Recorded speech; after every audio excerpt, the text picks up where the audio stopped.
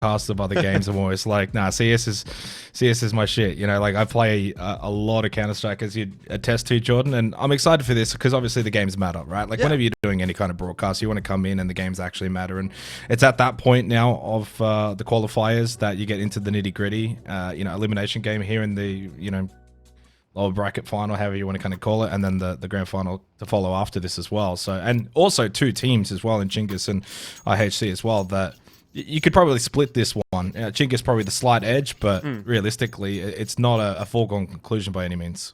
Yeah, definitely. I think that's a great way to put it. Obviously, Chinggis, they've won the more recent matchups, but there's been a lot of roster changes that we can dive into as we get a little bit of downtime in this game. But for now, let's just have a little bit of a look at this pistol and see what's getting underway.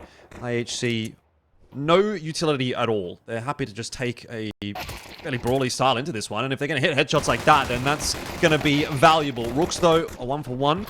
Probably not what he wants out of those duelies. Would have liked to have gotten a bit more, but his job harder by the fact that EFI was backing away anyway, and IHC are just rolling their way down in onto this B bomb side, and Chinggis Warriors, with their traditional strong pistols, are not really showing up today. EFI are normally really good on those pistols, but hasn't got it done today, and now we're in a 4-on-2. I mean, one to the dome immediately holding ramp just kind of opens the floodgates, even though they did have the duelies close left. At that point, you just hit the go button. And I think when IHC, you get that immediate dome. You just got to follow off of that. And they did so pretty nicely. Saw controllers actually at Decon, he's just like tapping away. You can't hit those shots. You're not going to be able to then contest the round. So that's what you want, though, for IHC coming into a match like this. Get off to a good start.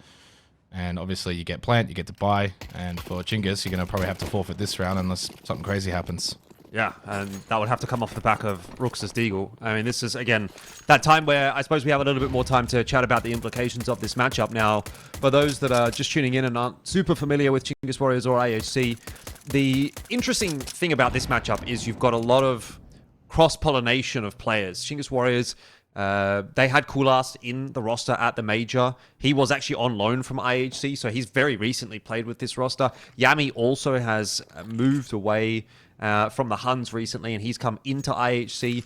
There's a lot of moving and shaking happening. BKZ also new into the Chinggis Warriors lineup too, so I think everyone's kind of still, at least in this Mongolian scene, trying to settle themselves with their rosters going into the second season of 2025 and try to really figure out where things ultimately should be falling into place. And Chinggis Warriors arguably have done the best of that so far. They did kind of go deeper in the upper bracket than what IHC was able to do.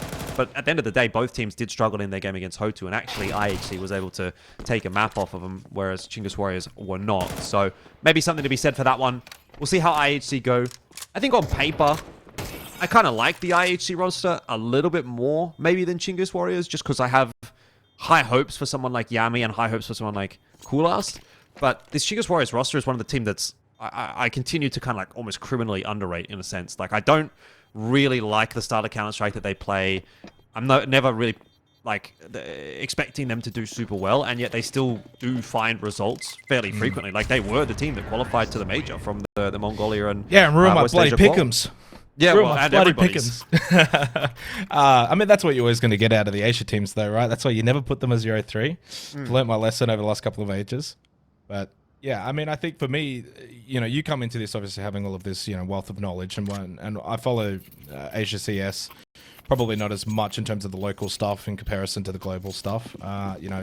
I think that for me, I actually enjoy coming into a game like this and having that breath of fresh air and just saying a lot of the history is kind of irrelevant. And in a match like this and a night like this, when you're trying to qualify into Pro League, a lot of that history probably should be kind of irrelevant, right? You have to come into this with that fresh set of eyes. The game's kind of underway now. We got through pistol round, we got through the second round, and Controllers gets the opening pick here into the third, which is super, super important. Nuke, CT side, you want to do quite well.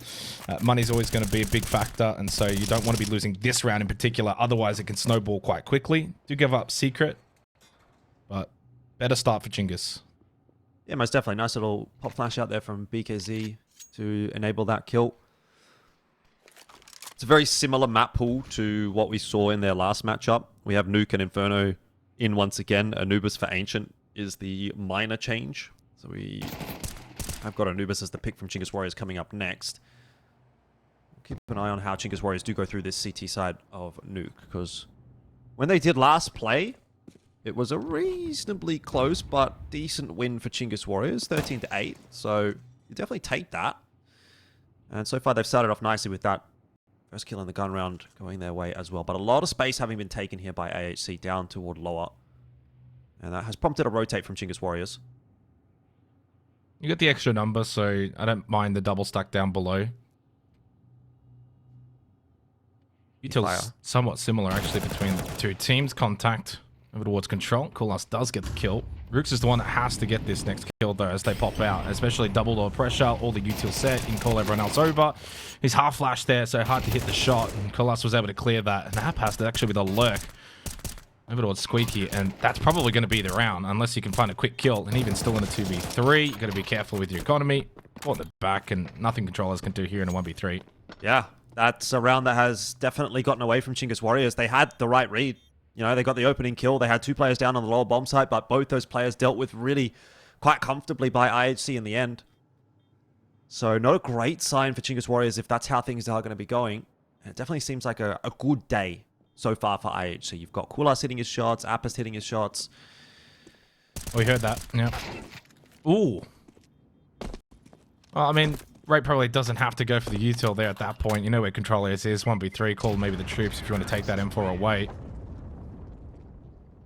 I remember that's a round that IHC didn't really have to put too much money into either. They came into it as well with the Mac-10, Galil. That's a big round loss for Chinggis, and kind of hard to see them being able to overcommit into this round even with the M4. You kind of just buy around it, maybe a couple of deagles, little bit pieces for utility. Buy down to 2k.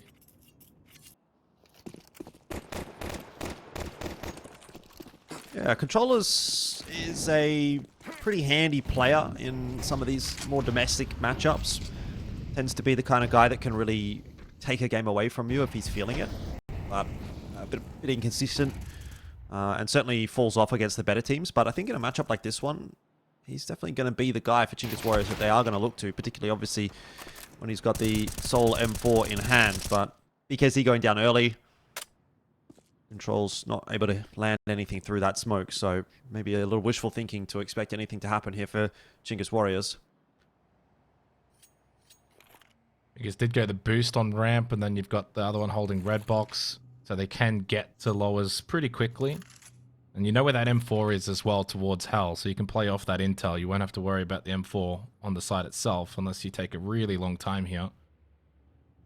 But I like the way that IHC have been playing so far. They're methodical. They're not rushing. Even on a round in which they know that Chinggis are largely on pistols, they're still not putting themselves in positions where they could get caught using the util properly. They've been using the set smokes on outers quite a lot in pretty much all the 3 rounds thus far. ROUX is going to have to hope he can just hit a quick headshot. But this is really going to be a round for Chinggis about trying to take guns away from IHC. Well, ROUX is going to have a bit of a look. Handy shot in there with the deagle. Shinobi finding that timing, though, to go lurking back out into ramp. And so that should be the end of ROUX, as there's nowhere else really for him to be. Shinobi will take his head off easily. M4 will get taken through to the next round. Nothing of note necessarily happening in this one. It'll be 4-0 for IHC. It really feels like it's taking a while for Chinggis Warriors to get underway in this game. I lie as well, by the way. The M4 is not going to be taken into the next round, and maybe not even the 5-7 here for E-Fire. He's got some damage done there onto Yami, but not a massive loss for IHC, considering the way that this game is progressing at the moment. 4-0. I don't think they're too disturbed by losing a player there, but yeah, Chinggis Warriors got to find a way to steady the ship a little bit here. This first half is starting to run away from them if they lose this round. Yeah, losing the M4 there is not the end of the world. You're going to be buying into this round anyway. So I think the objective for controllers is, can we just catch them on the exit, take some guns away from them, start to chip away at their economy. They bring the AWP into this round, and I think Chinggis need to put a bit more pressure on outers. It's just too free at the moment for IHC. And funnily enough, in a round in which now IHC pretty much going to give up outers and go for a bit more of a lobby play.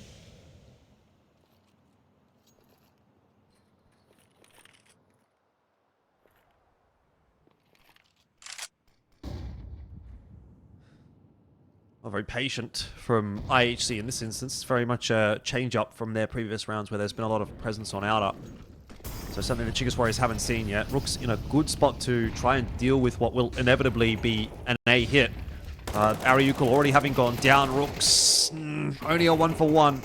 It's not really going to be enough in the circumstances, and so Controls is going to try and do something a little bit tricky.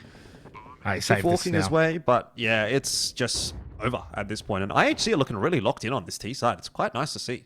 Yeah, I mean, they're just playing really, really fast when they actually execute, but also quite slow outside of that, and that's keeping Chinggis quite, guessing essentially. And Nuke is a little bit difficult sometimes to then push out, get info, because you want to just sit back, play the sites. But I mean, right now, Chinggis are just not on the front foot. It's a lot of sit back and react to what IHC are doing. And at that point, eFire and Vent certainly can't do anything because he knows he doesn't want to allow them to go for BKZ and get that AWP. He's just going to have to hold red box over towards ramp. 5-0. I mean, this is a really good start. It's also the way in which they're playing and the rounds, the way they're playing out, Jordan, because it's not like these have been close. This has actually been incredibly dominant. 5 rounds to begin from IHC. Their money is starting to really stack up as well. So you get to a point where if you do drop around here or there, you've actually got the economy to offset those rounds for quite some time. Obviously, full loss bonus now for Chinggis, so they'll be able to manage the next couple of the rounds relatively fine. If you got to pull out an MP9, that's really not the end of the world. Play off the AWP, you got a couple M4s, tactical timeout, good use of that, talk things over, because this round now becomes honestly very, very important.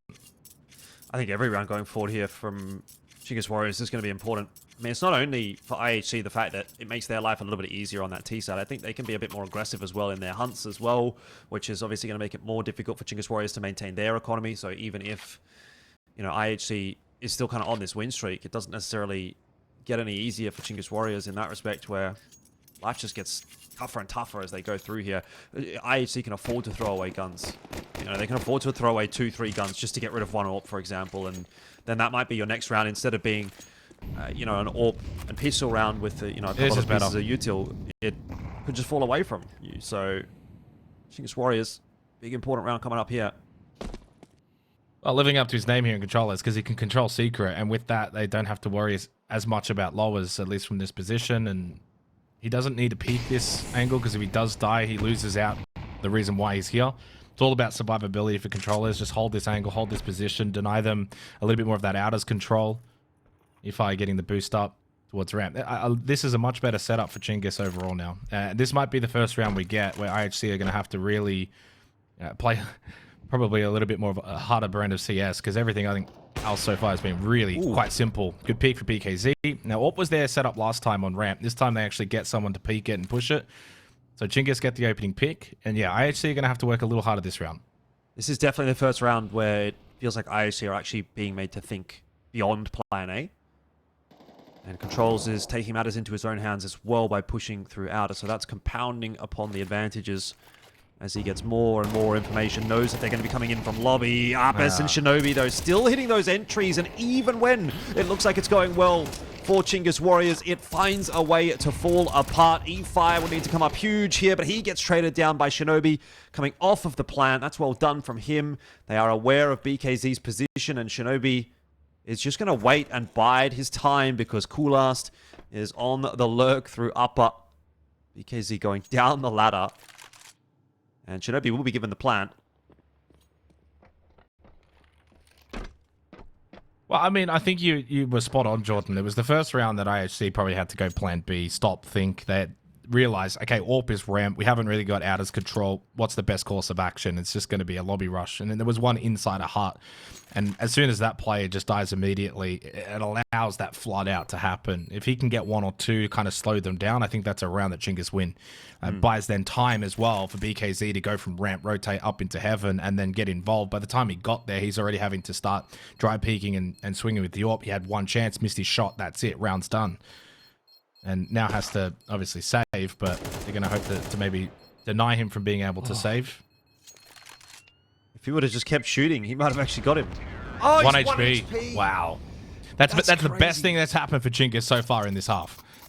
That is the best thing. They keep the AWP, money's tight. You know, you can buy around this, but nothing's working for them. Even in a round in which Chinggis had things go a lot better, you saw the early secret control, deny any kind of outers pressure. They had the ramp hold with the AWP, get a pick. Like, those are two things that on a CT side, Nuke are going to really help you win rounds, but it's just the lobby hold just was not really good enough and allowed IHC into A.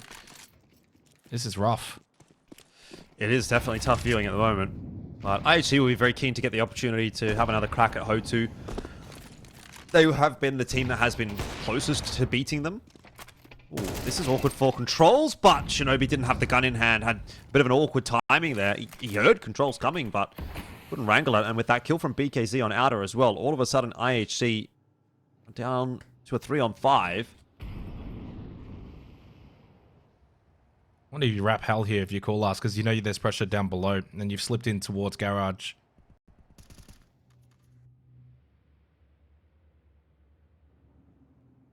But certainly now the best opportunity, by far and away, for Chinggis to get an opening round here, and not just get this round, but they need to get this round and keep as many guns up at the end of it too, because money's still tight. Headshot angle for Controllers, does lose it out though to Ray, and it gives up position toward doubles doors, but E-Fire is still here. Close in hand MP9, very strong against the low HP rate. Kulas, he has made that push that you were talking about, and he's definitely heard BKZ going up that ladder, because BKZ went loud. So he's going to try and just find a timing here, which he's been able to do very nicely. He's got ROUX as well. That is a huge individual moment from Kulas. That is going to get them into the A bomb site. There's no one that can do anything about that. Aapestt is going to be able to get the bomb plant safe from Vent. Vent is closed as well. So if he wants to get out and have an impact on this round, he's going to have to make that noise. Nice kill from ROUX. E5's position well and truly known, and Aapestt from behind back vent is going to be able to trade. They have no idea where Kulas has scurried off to.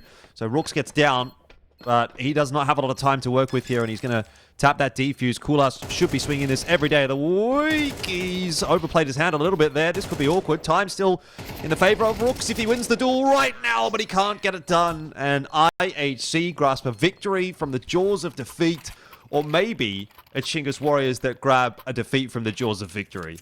Kulas is 10-1, and that's great, but he wins them that round single-handedly because he offers a point of difference with that push in towards Hell. We saw firsthand the MP9 towards double doors rate very low. He's probably getting at least that kill. Then suddenly you've got low numbers, and they're split because Kulas was up above. So that wins them the round. And as soon as he realizes I've got heaven control, he starts calling over the troops. He kills the free AWPer, gets the second kill into sight. And at this point, Chinggis are thinking, well, even when we go aggressive and we take good space and we get opening picks, we're still unable to then close the round out. And that just goes to the credit of IHC. They're playing some really good Counter-Strike right now. And that's putting E5 into a position where he's just sitting in front of the smoke, hoping they run through it. And they do. Double kill MP9. But we've seen Chinggis in this kind of position how many times now in this half where they kind of start well, things go their way, but IHC always then have the right answer. Timing. Again, another equalizing kill from Kulas. He is putting in so much work at the moment.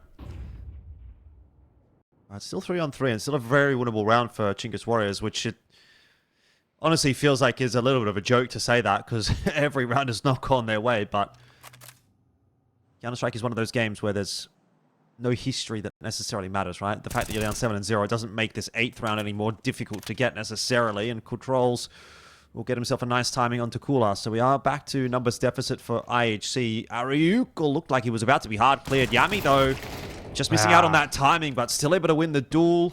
And he's got a molly for heaven as well, which is going to disrupt the position of ROUX. He pushes his way out. Nice spray control. Gets them both. And finally, Chinggis Warriors have got something on the board. Yeah, I mean, ROUX has to also play contact there because his teammate's in vent. So if he hides, he doesn't really give his teammate an opportunity to get out of vent freely. As soon as he makes contact, you could see his teammate starts pushing out of vent.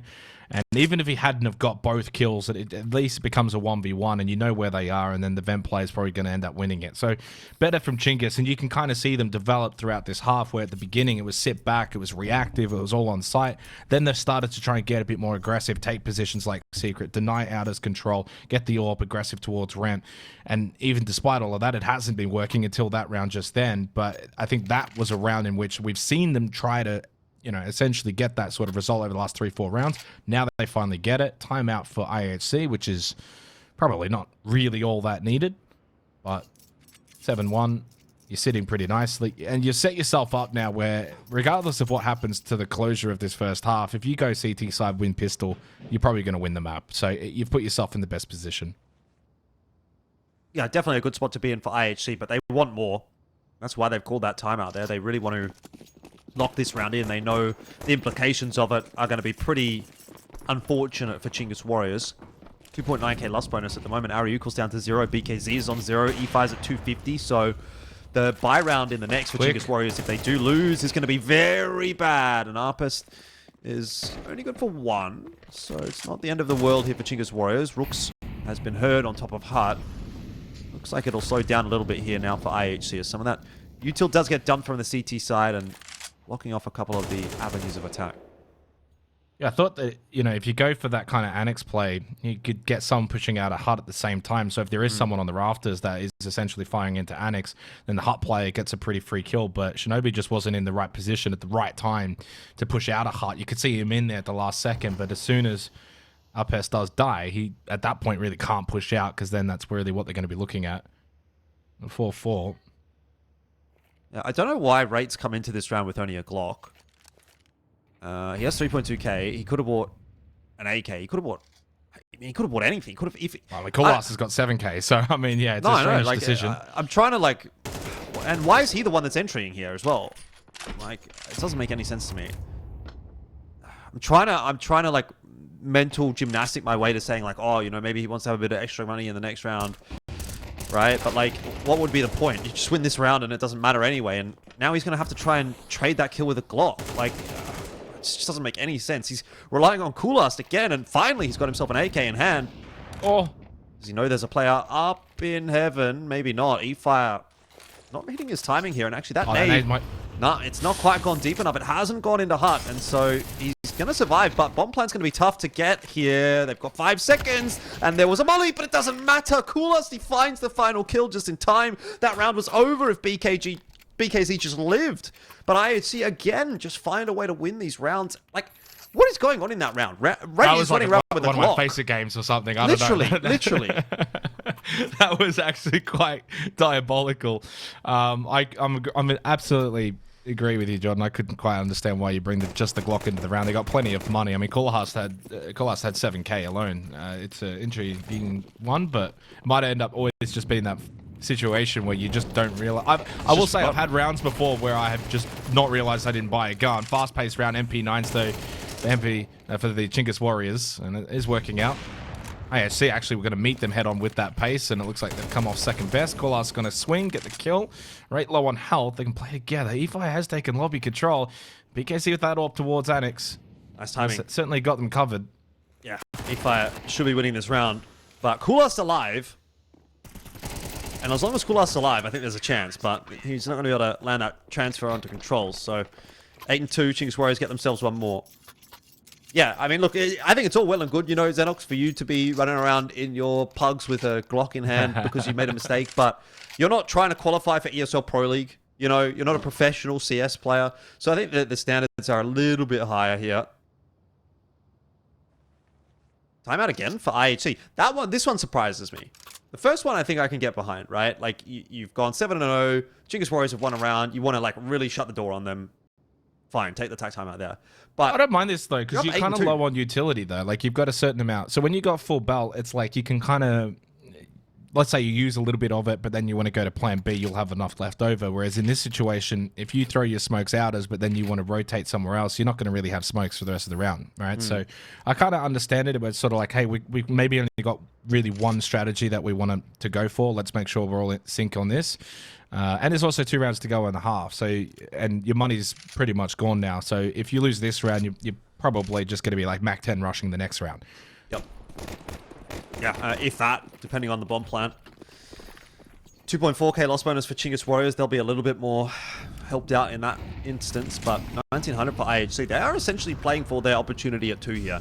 If they lose this round, it's really going to be quite a poor buy for IHC. So, potentially that's why that attack timeout has come through. They want the double digits out of this first half. Waterfall Smoke is blocking some of Controls' view, but not all of it. Now, Shinobi is going to be able to creep across, and Yami's certainly aware that there is a bit of a dirty line there, but gets his way through to Big Red as well.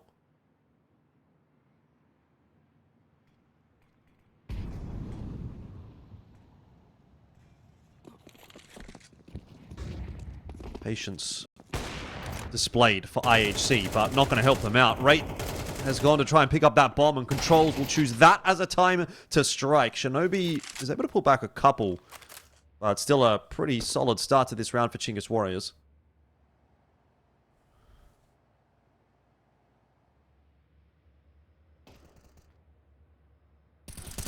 That's the round. Really, as soon as Shinobi dies first at that point, probably needs to be hiding, play patient, see what Aapestt can do from heaven, see if he can find a pick, clear out, you know, CT vent, Annex, give him a bit of time to maybe navigate the rafters and see if he can spot out, you know, the blue box hide. But yeah, 3-8, like we were saying, like at this point, it's not even going to be Mac 10s because you didn't even get the plant down. You haven't got any money. So it's a Tech 9 rush. Where do you go? Maybe straight down ramp. Really, you want to avoid this AWP as much as possible. Go outers. It's unorthodox with the Tech 9s. They do have the smoke, so they can just rush down secret, and it just keeps Chinggis Warriors on the move. Controllers will probably sense this is going to be certainly a low economic round for IHC. He'll be happy to take the battle against the Tech 9s. But this is a little bit of a mini lots here for Chinggis, because letting IHC with Tech 9s roaming around down below, it's close angles. The Tech 9s are deadly, so it's a good start to the round for IHC that they've got this low as control. It's very surprising the way that this has actually played out as well. Chinggis have not rotated a single player down toward B, so IHC are actually going to get into the site. There's going to be a bit of a challenge here from Controls, but some util will force him away, and he fires straight through the smoke. A bold play from him. It'll be a round winner as well. That was looking very scary for Chinggis Warriors for a moment. You think about a 5v5 post plant down on B, Tech 9's in hand. We'll see what Shinobi can do. That grenade should finish off one, but he needs more, and it's not going to happen. So defuse will come through. It's a little bit of a recovery at the back end of the half, but certainly not enough. 4-8, Chinggis Warriors have a lot to do when we do come back for the second. I've been searching all over, through night and day. Been looking all over, in every way. I've walked some winding roads, from door to door. Now I found the missing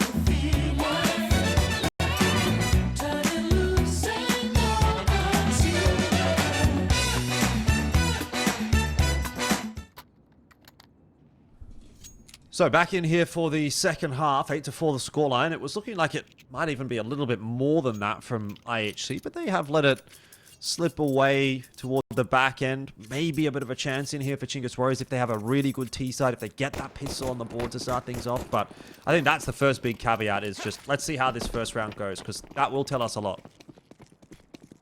Yeah, I mean, 4 in a row for Chinggis gives them a lifeline, and if they can win pistol here, it gives them a real way back into this. This will be a reset. Yeah, I'm hearing the typing in the background and Chat. So, not sure exactly what the issue is. Maybe someone's DC'd, but everybody looks like they're moving, or had moved. Could be some lag. Don't know. But probably won't be seeing too many like tech issues in this matchup. This is a pretty straightforward one. Everyone's Mongolian, so they're all, you know, in the same location, more or less. Shouldn't be any ping issues. We do sometimes tend to run into some more difficulties when it's, let's say, a Mongolian team playing an ANZ team. That has happened in this qualifier, or maybe it'll be possible in that grand final. O2, obviously, Far East Russia, I believe, is where they're residing at the moment. That's at least where their facility is, as far as I know. So it could be some little shenanigans. I'd imagine this one's just, you know, someone's having a bit of a spike or whatnot. That needs to be figured out, but get that all sorted before you get underway into the second half. Doesn't look like it's going to take us too long. We didn't get to really see much about how that pistol was going to play out either, so nothing given away, which is nice. yeah, and just talking about Chinggis again here for a second, but like 4 in a row, like you're 8-0 down. You can sometimes mentally, subconsciously wave that white flag, but they dug deep and they actually adapted and changed their playstyle a little bit, and that got them back into the game. And if you win pistol here, it's 8-5. It's likely then 8-6, and suddenly then 8-6 looks pretty nice. And then it also puts the pressure onto IHC, who also only have 1 tac timeout left because they used quite a lot of them on their T side. The Chinggis are certainly back into this game. In saying that, if IHC win the pistol here, you're looking at 10-4 and very little room for error then for Chinggis. Yeah, that will depend as well, though, on whether or not Chinggis can get the bomb plant down. That significantly changes the game. Even if you do win the CT pistol, if you allow the bomb plant to go through, then it's a bit of a, okay, well, we have to now wait and see what happens on the conversion round as well. We'll last here. Tight angle, and that one's just going to be negotiated fine by Chinggis Warriors. Nice little swing in from Controls and ROUX and E-Fire. I did mention, usually quite good on the pistols. Didn't have his time with the USP, but certainly a nice kill in there. And yeah, Chinggis Warriors are negotiating this pistol quite fine. Shinobi's going to get a freebie onto Controls, and this is where it might fall apart. Aapestt is only able to get himself 1, though, with those dualies, and so it's all good. On plan to go down here for Chinggis Warriors, and Shinobi will need a miracle of a clutch. But he does have at least got a kit. Yeah, I thought Aapestt actually had not over-rotating and staying hard, waiting for the CT, for the vent pop-up. Knife time. That was really smart, and knife time indeed. Finds the angle, easy backstab, easy money, and a really good round in the end for Chinggis, because you get bomb down, you get a knife kill, and you get the round win, 8-5. And IHC are not going to be buying into this round. Nope. Oh, I say that, and they will. Yeah. I don't know. Well, I don't know about this, Jordan, because you've got an 8-5 lead. You can afford to give this round up, full buy into the next. Now you're taking a risky buy, and Chinggis have got money here to bring in AKs. Well, what I would say is, Anox, is welcome to Asian Counter-Strike, buddy. Anything that you expect sometimes just gets thrown right back in your face. We've got 2 Mag 7s, which are not bad guns on Nuke. You know, you can play top hut with the Mag 7, maybe at ramp. If the B site gets taken, though, by Chinggis Warriors, if they go down secret here and get into B, I don't see a world where you're retaking. In that world, though, you probably do just save as IHC and have a crack in the next round. So, Well, yeah, that's what they're doing. We'll see. Look at the stack on the A site, right? So it's basically, we're just going to stack A, 1 outside heaven to get some information out as if they go B, they go B. But, yeah, I mean, I don't know. Like, even if you save these weapons into the next round, I think it's still far more likely it'll be 8-7. Chinggis Warriors are definitely crossing the T's and dotting the I's in this round, though. Look at them working in tandem together to peek that corner. They're going to start to use some of that util down on lower, and that is going to draw a rotation in from Shinobi. Now, unlikely that he gets anything done, but in the small eventuality where he actually finds maybe a double, then IHC will think about going for this round. But I don't think they do anything until he has a crack. Max 7's fine, but this position is hard because he can't push into control. Window's still there. He has to drop. Now he makes sound, rush through double, and at this point, you've got too many players to look at. He does get some damage onto E-Fire, but that's just not the spot for the Max 7, unfortunately. He's just hoping for a timing. MP9's probably a little bit better in that spot, but yeah, Plant goes down, and this is really where you look for exits at the very least. See if you can maybe grab an AK or a Galil, take some guns away from Chinggis. If you lose your MP9s, whatever, but I mean, I say whatever, you're not going to then be able to buy in the next round. It's an intriguing decision, but you know, hindsight Harry is always a thing, because if it had been, a squeaky hut rush out into A, IHC would have been very ready for that and may have been able to take the round. Well, now the question is, do you do it again for IHC? Like, do you do the A-hold again? Or do you try and do something a bit different? Yami, nice kill onto controls. There's those exit kills that you're talking about. He's keen for more. He knows he's done a lot of damage to ROUX, but going around this corner is very dangerous, and it's onto the MP9 of Rate, which will fall. So IHC maybe just overstaying their welcome a little bit there. I'm not sure, again, that the value is They kept the AKs as well. Yeah, they didn't even lose an AK. It's like, if you're gonna get that one kill, I think you just back off there and you take those Mag 7 and MP9 through to the next round, and then you have a proper crack at this round again. And it's like a mental game of, do we stack A again? Do we stack like B, or do we like try to go for a lobby crunch? Whatever. You've got options, but now when you've only got 2 MP9s, it's kind of like, well, would we have been better off keeping those 2 extra guns and not killing 1 T or 2 Ts in that circumstance? Probably the answer is yes, at least in this short-term goal of, can we win round 15? Which looks less likely now for IHC, given the fact that they lost those 2 guns. So, a couple of minor things there, but at the end of the day, it's still expected that Chinggis Warriors should be getting through these rounds, and they are doing a pretty decent job of that so far. And all of a sudden, that scoreboard doesn't look so bad. Jordan, it's 8 in a row into probably about to be 7 in a row. It's been an intriguing game. Get ready to learn Mongolian. The power of the T-side nuke, though, when things are rolling, they really can roll.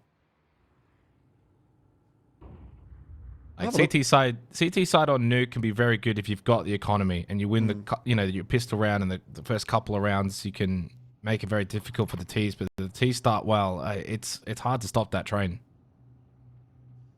Yeah, it was 5 on the T side, 8 on the CT side last time they played for Chinggis Warriors. So that it's not like this precedent necessarily set that they should be fantastic on the T side, but doing okay so far. The thing is, we haven't actually seen a proper gun round yet, and that obviously changes the game pretty dramatically, but the main takeaway is that at the very least, Chinggis Warriors have got themselves in a position where they can contest for this map when it was looking otherwise.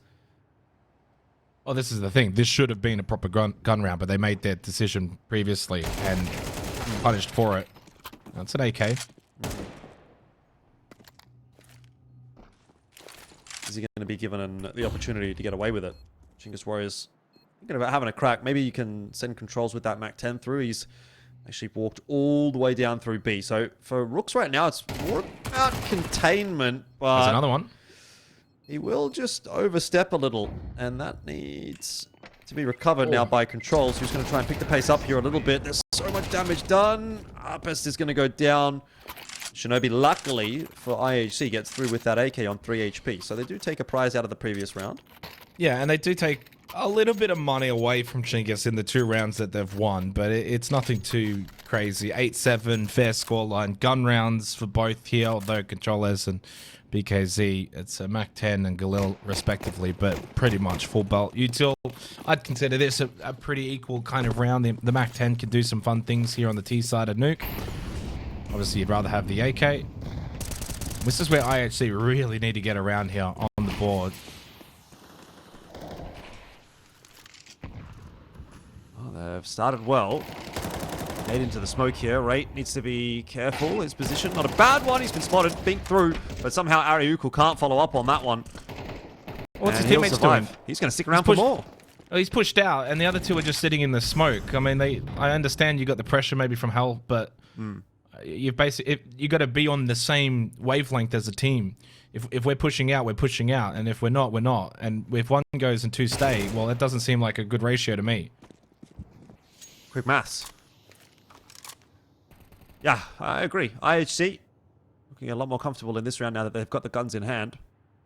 Which again begs the question, why did they try to force in the earlier rounds of this half? They could have got to the guns so much quicker, and maybe this would have been the result a little earlier on in the piece. BKZ and eFire don't really seem to have much of an idea of what they want to be doing, to be honest. It's a bit of a creep through outer contact. See if you can find a kill or two. With 38 seconds left on the clock, there's going to have to be a lot that goes right for them. And Kulas on a nice line, spots that shadow early, gets rid of BKZ, and wins the duel on to eFire as well. So 9-7, IHC maintaining the lead and doing a bit of a number to the T-side economy. BKZ has healthy money. The rest are a little wishful thinking. I mean, that's probably the one thing IHC did well in the rounds that they were losing to begin this half, is they were still finding kills. Chinggis weren't winning rounds with 5 players alive and stacking up that money. They had to keep kind of buying in AKs here and there. Hence the position they're in now. But so far on the CT side of Nuke from both teams, the rounds that they're winning are when they're a little bit more aggressive and trying to get in the face of the Ts. It's when you're sitting back and allowing the Ts a lot of map control that we're seeing that's when the Ts are really dominating. Stack over towards ramp, indicating for Chinggis they going to quickly pop out of this one. Quick, Rate needs to be ready. Spots a couple on the right side of that smoke. Got 2.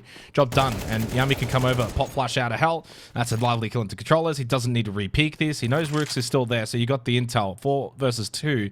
IHC have got a lot of control on this game now. They do indeed. Unless ROUX can conjure a bit of magic. Tried for the spray transfer. Didn't get it. Yami. Good trade. And eFire left alone on 8 HP again. A pretty grim looking round here for Chinggis Warriors. And this feels like the expected result, given the way that the first half did go for IHC. They had a bit of a speed bump in the middle stages of this map, but very much taking control of Nuke once again.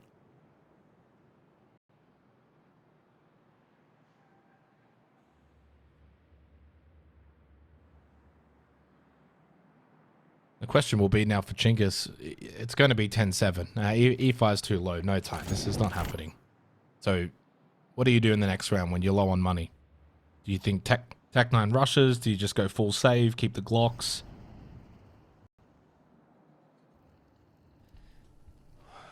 You probably do force if you're Chinggis Warriors. Just because that's the Chinggis Warriors way. Do enjoy a little bit of the pistol armor. That economy is starting to build up now as well for IHC. So you'll have a hero AK. Oh, he's just turned away at the last second. I thought he saw the gun barrel of the rifle sticking out.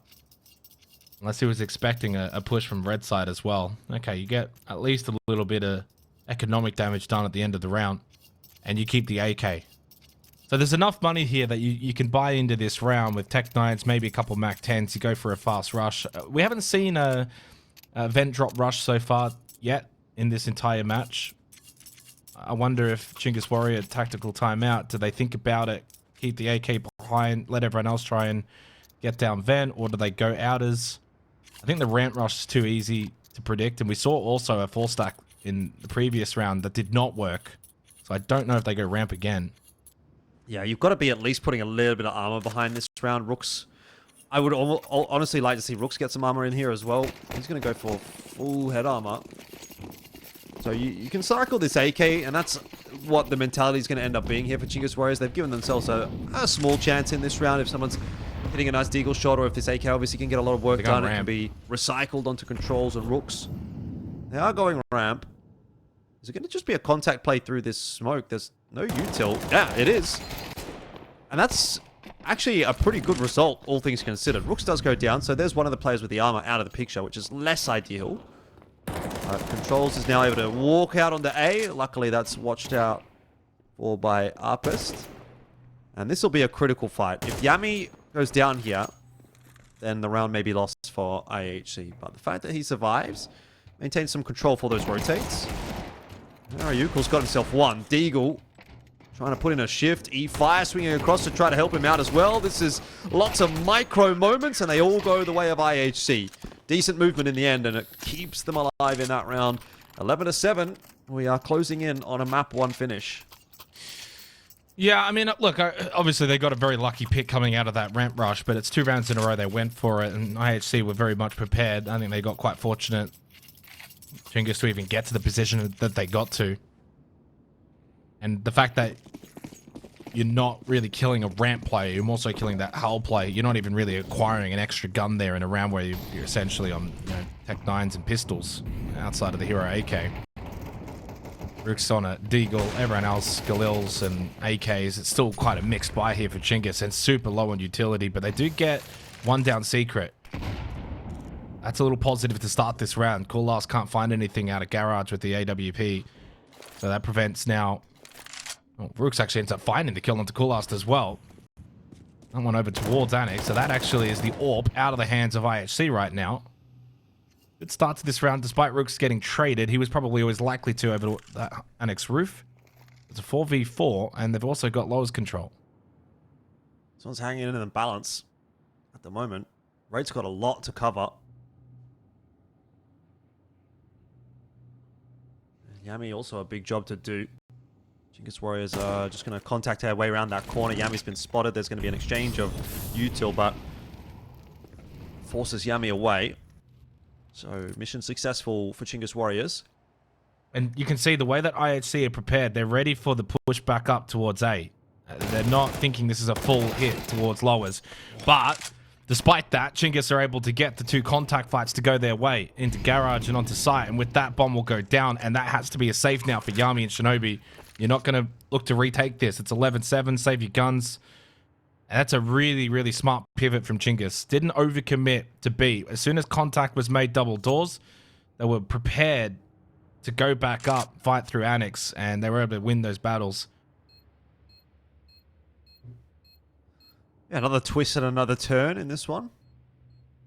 Not sure that's going to quite be enough to get Chinggis Warriors back into striking distance, but if they can win the next round, which will be the round that IHC buys down to 0 in, then all of a sudden maybe that's going to be game on. That would be 11-9 with the CT money in a poor position.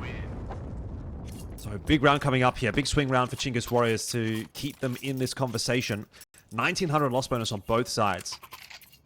There is money, of course, for Chinggis Warriors. They've got a fairly healthy bank account, but yeah, IHC are more or less going to buy down to 0. They do have Yami that's got 4.9k though, so that'll bolster the buy somehow. Especially if there's guns that are going to be saved. Oh, never mind. Interesting, they don't spread that out. Well, they don't have the AWP. They could have probably brought the AWP into this round if they really wanted to. So I wonder if IHC will look to be a little bit more aggressive here on this CT side round. BKZ with the AWP most likely makes its way towards Outers, and I think Outers control here could be easily established for Chinggis if they go for it. We know there's no AWP here for IHC. 11-8. Both teams, of course, have gone on big round streaks. 8 for IHC, 7 for Chinggis Warriors. So there's not a lot really separating them. It's just now these kind of gun battle rounds that feel quite 50-50 in nature.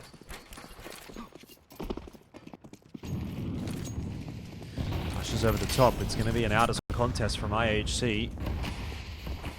Oh, they're just going to duck back into Annex instead. Incense going to go through. E-Fire will be heard on that tick. Yami also trying to make some inroads into Secret. It's a bit of aggression out from IHC in that sense, but nothing really coming from it. And Chinggis Warriors, once again, have achieved what they set out to do, and that was to get down into lower. There's going to be a drop in from Coolass right on time. He is going to have to contest this. He's the only player down on the bottom side of the map. And his timing is perfect. Timing. This is insane. He should get 2. ROUX will fall as well, and there's no one there to trade. BKZ can't get it done. He finally catches one. That's Shinobi, who came down after Coolast.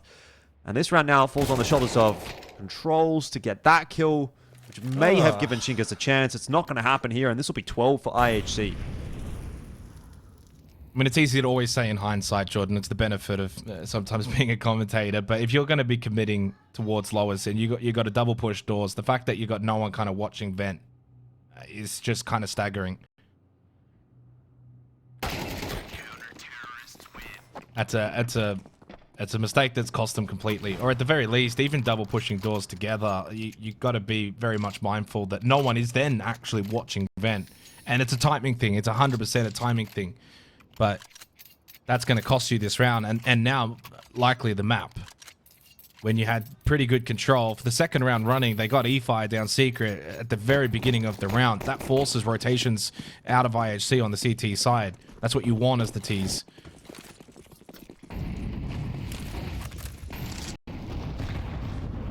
Well, this could very well be it for Chinggis Warriors. Money is obviously not fantastic in this one, but it's enough. Gonna have to make it work. Similar enough approach from IHC, trying to put a bit of presence over on Outer. There's a smoke forward that they've thrown.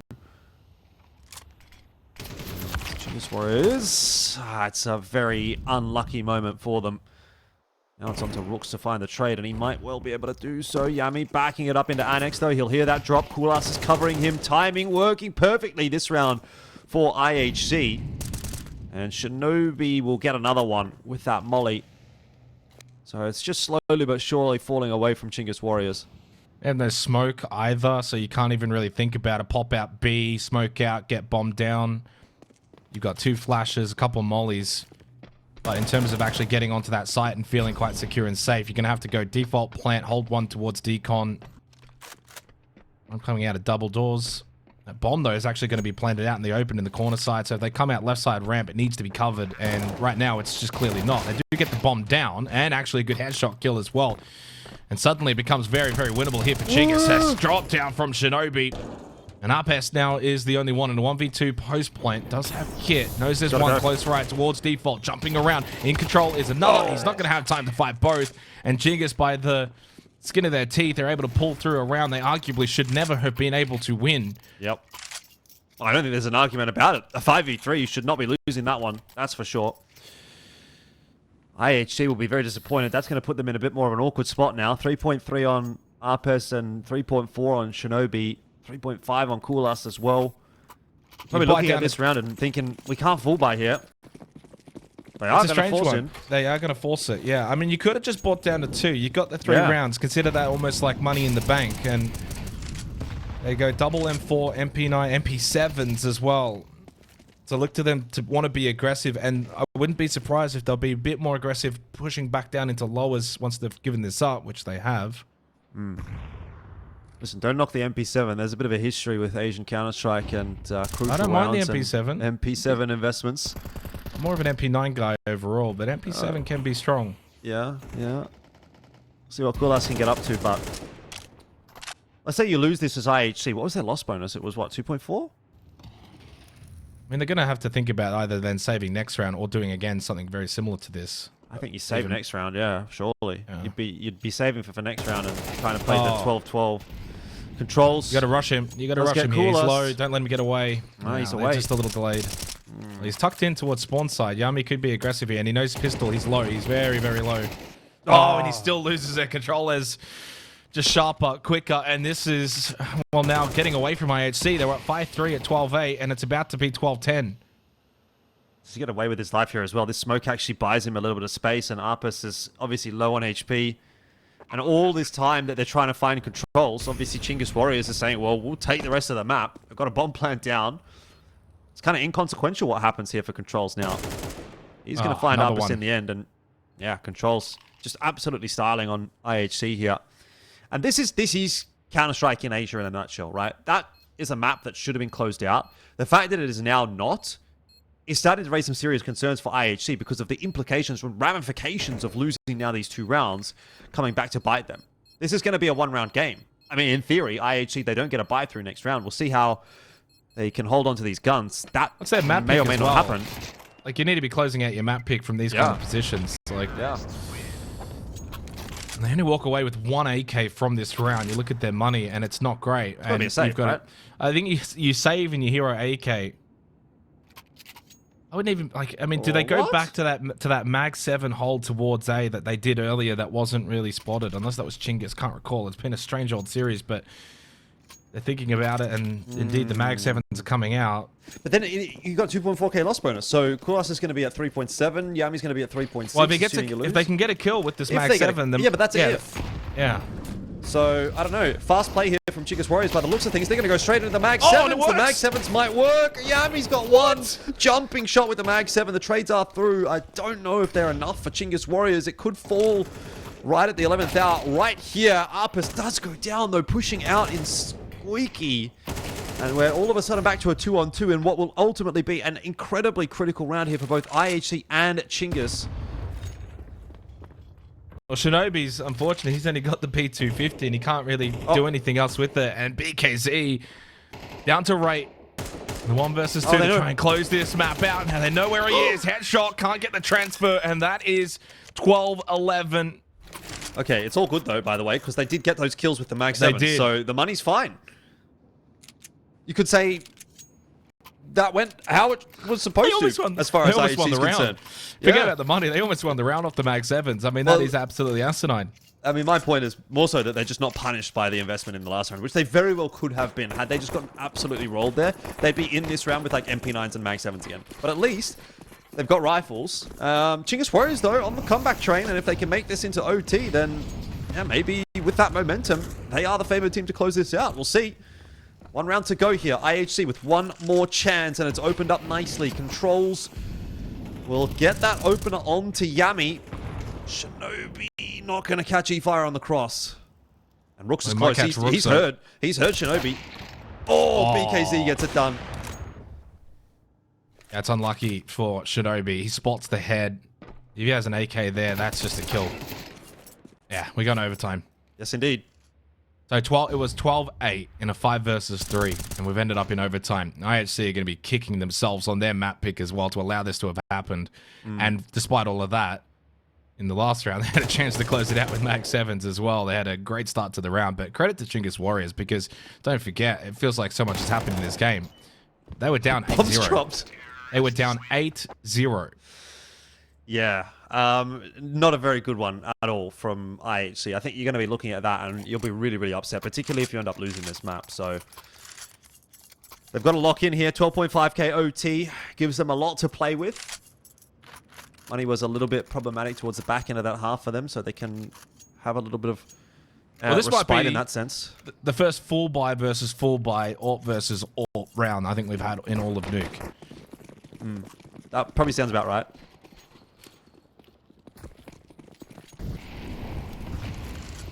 All that util's going to be tossed in. Oh, BKZ, he's been heard. So that's an easy kill for Coolust. A little bit of a mishap for Chinggis Warriors to start off this OT. They will not be wanting to be that team that gets it all the way to the OT only to lose it there. That one's painful in that sense, but it's not gone well at all. ROUX will fall as well.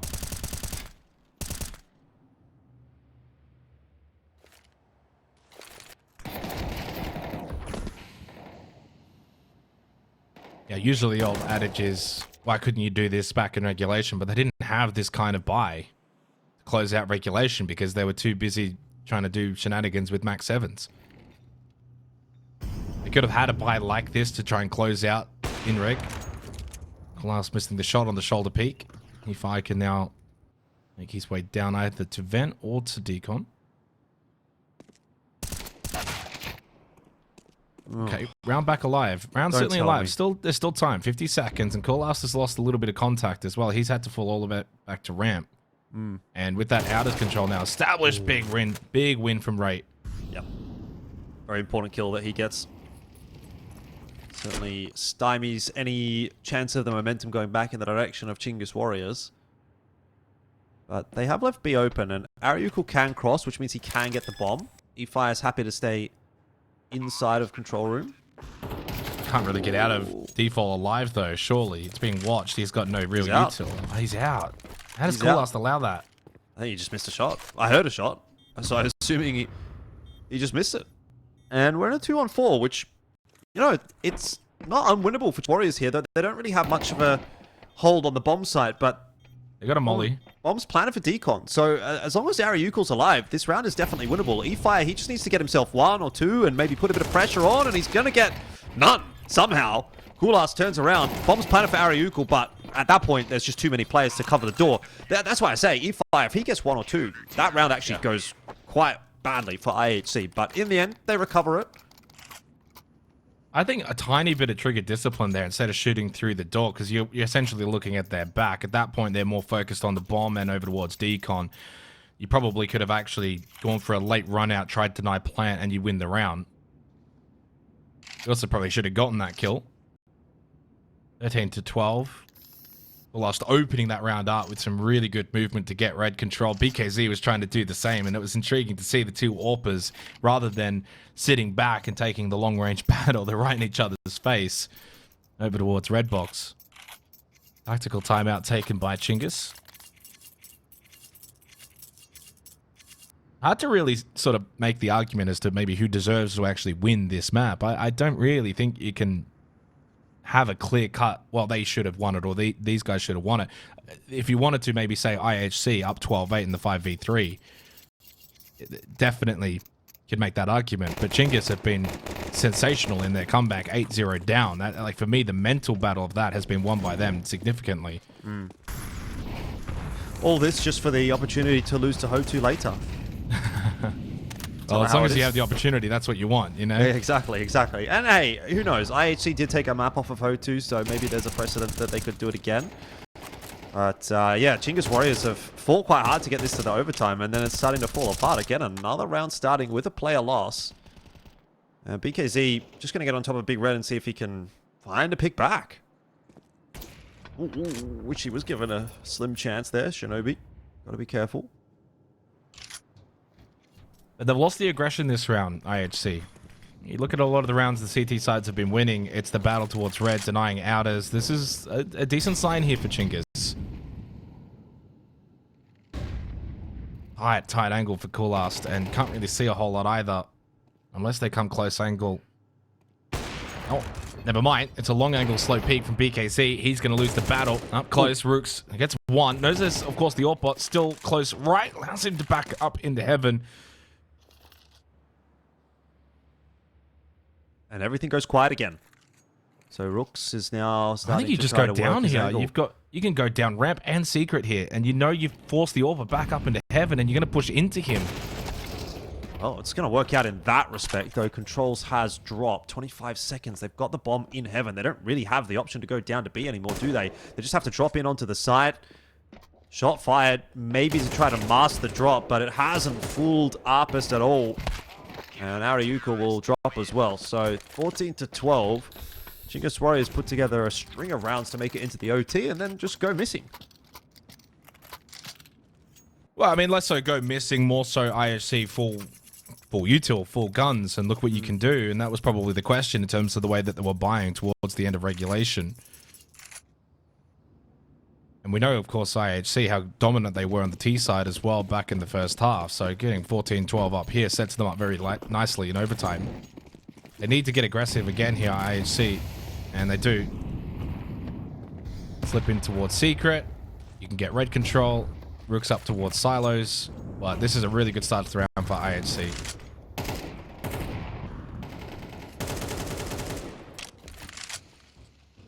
You got to get one here if you're Chinggis. I'm just going to try and work out it once again, but these are some risky lines to be peeking as a rifler. There's an AWP there. You're toast. Surprisingly, no AWP for IHC. ROUX, though, spotting out Yami and Annex and won't be able to land those shots. Nice tight line from Rate, but dealt with by Controls very nicely.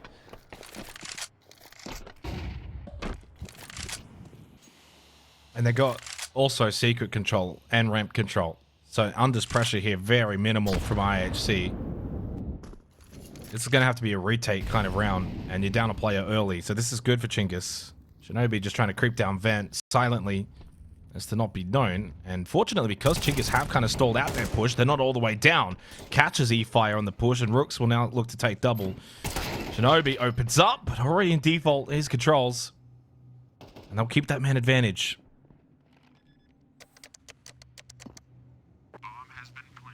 Very winnable round for Chinggis Warriors, one that I would argue needs to be converted as well if they want to find this map. Yami going to go walking into ROUX, and he should be a dead man every day of the week here, 50 HP. Unless ROUX makes a mistake, but now that info's given, it requires a headshot, and that won't come through. A decent effort from Yami, but it leaves Kula solo, and while he's been good, he's not going to be good enough for that kind of a recovery. So 14-13 in the first half of OT. It gives Chinggis a little bit to play with, but IHC keep their noses in front again.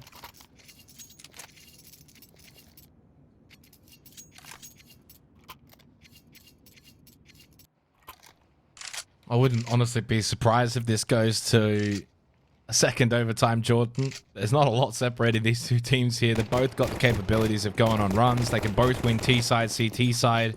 They've both been able to win the outers battle. It doesn't really seem like there's sort of a weak link in a certain position where you say, well, you know, maybe Chinggis have really dominated this one aspect of this match, or IHC for that matter. I think Chinggis they got 4 CT sides in the row to close out the first half, so they too are capable of being able to dominate here on CT. IHC will go for an early secret pop. Control is playing close contact, and he wins the first one. Second one's going to be less likely, lower on bullets with the M4A1S. Yami was able to swing and get the trade, and that keeps that low as Control. E-Fire quick to move and trying to establish a bit of B presence. I want to see if E-Fire can fire up a little bit here. He's been noticeably missing in this matchup in comparison to the rest of his performances in this qualifier. And he's got a lot to do down on that B-bomb site right now. 4 players headed in his direct. What? How? Coolast. He's just been deleted by ROUX. E-Fire still got to get some work done, though. And he spots out Aapestt, and that's a big kill. Not to mention the second. Chinggis Warriors are right back in this contest now on the CT side. Rate is going to try to salvage this round somehow. First, he has to get the C4. He's been spotted out there at double doors, and a bit of damage going through will make his job more and more difficult. The swing should come together. Chinggis Warriors, they don't want to let this one slip by giving him any chances. So they are very wary of trying to challenge him. The Raid's also got to be aware that there's one more player. ROUX will get him in the end, and that was an option, surely, but 14-14 will come through, and Chinggis Warriors equalize. If he had gone up vent there, maybe you can create a 1v1, get bombed down, then it's a 1v2 post plan, but we're just talking about some really fine margins and still very unlikely to probably get that to happen. Timeout for IHC, 14-14. Still can go either way. Absolutely. I mean, this is an incredibly difficult match to kind of look at and predict. Counter-Strike is the kind of game, Jordan, where you can really get a good sense that, okay, this one's probably done, or this team's dominating, and maybe we thought that at 8-0 for IHC. I mean, historically, if you were to look at teams that start 8-0, the stats probably suggest they go on and win the map, but Chinggis were then able to get on a 7-round win streak themselves, and it's been pretty much since that moment, you know, back and forth. Hard to really gain the separation. The most noticeable thing, though, has certainly been on CT side. If you sit back, play site, give space and control to the Ts, they do usually go on and win the round. So Chinggis need to be wary of that. Keep going with that good level of aggression. Don't just settle now that the game's tied up. The ramp holds have been probably a little bit of a mixed bag so far. 2 players there. And I like the fact they brought BKZ over on the AWP and then have one close angle. E-Fire is going to be ready, and with the AWP as well, you've got to be getting at least 2-3 kills from this moment. There's 2. Get out. Get out. He's gone. He's good. He's got the smoke down. Escaped out through Megaton. Well, they can push that. It's no! He's gotten away with it. He's actually gotten away with bloody murder right there. Chinggis Warriors have the advantage. Coolast again to try to salvage this, but he's been checked by controls, and wow, a few little moments that go the way of Chinggis Warriors that make a big difference in that round, and now they finally have their chance at a map point here. IHC didn't quite get there. IHC were struggling, I guess, towards the back end of regulation, and now it's Chinggis Warriors' turn to show them how it's done. Well, they win that because you send one quick red control, and then therefore you don't need the AWP. AWP rotates to ramp, helps out. It's a double stack. They get 2 kills. AWP's then able to fall back, but AWP then should have died on the smoke push, and that should have then kept the round alive. The fact that BKZ is able to then turn around and get that kill, that's it. It's around done at that point, and it might be map as well to follow, because now Chinggis have got certainly all of the momentum, less utility available for IHC, so they don't have that full value. They don't have an AWP either to maybe get an early pick out as, and they look stalled out. Not over yet.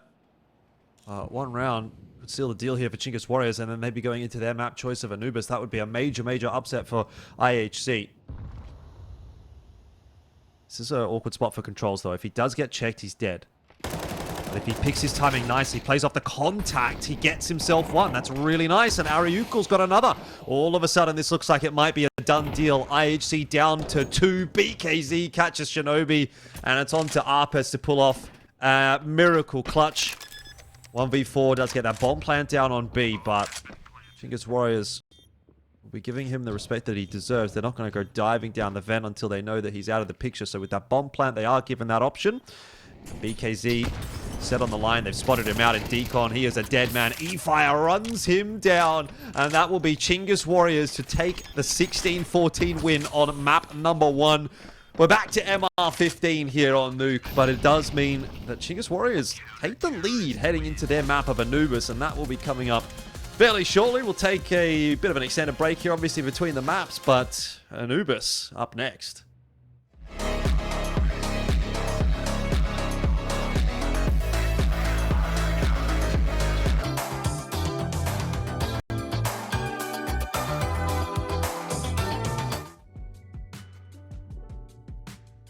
Well, it's time for map 2 between Chinggis Warriors and IHC, and we did just see a rather dramatic finish to Nuke. Chinggis Warriors able to push it through to the OT. Took a bit of work.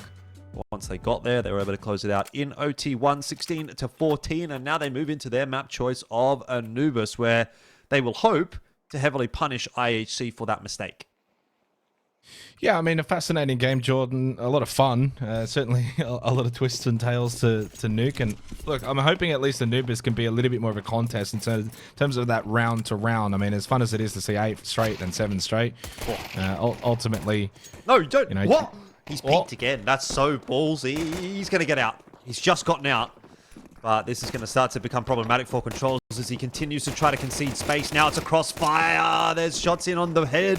ROUX somehow still alive, and every USP shot is missing right now. BKZ can't get it done. This is falling apart for Chinggis Warriors as the space is being closed. IHC eventually get in on top of them. Those Glocks, eventually the Glock train just running Chinggis Warriors down. ROUX gets himself 1, 2. Oh my god.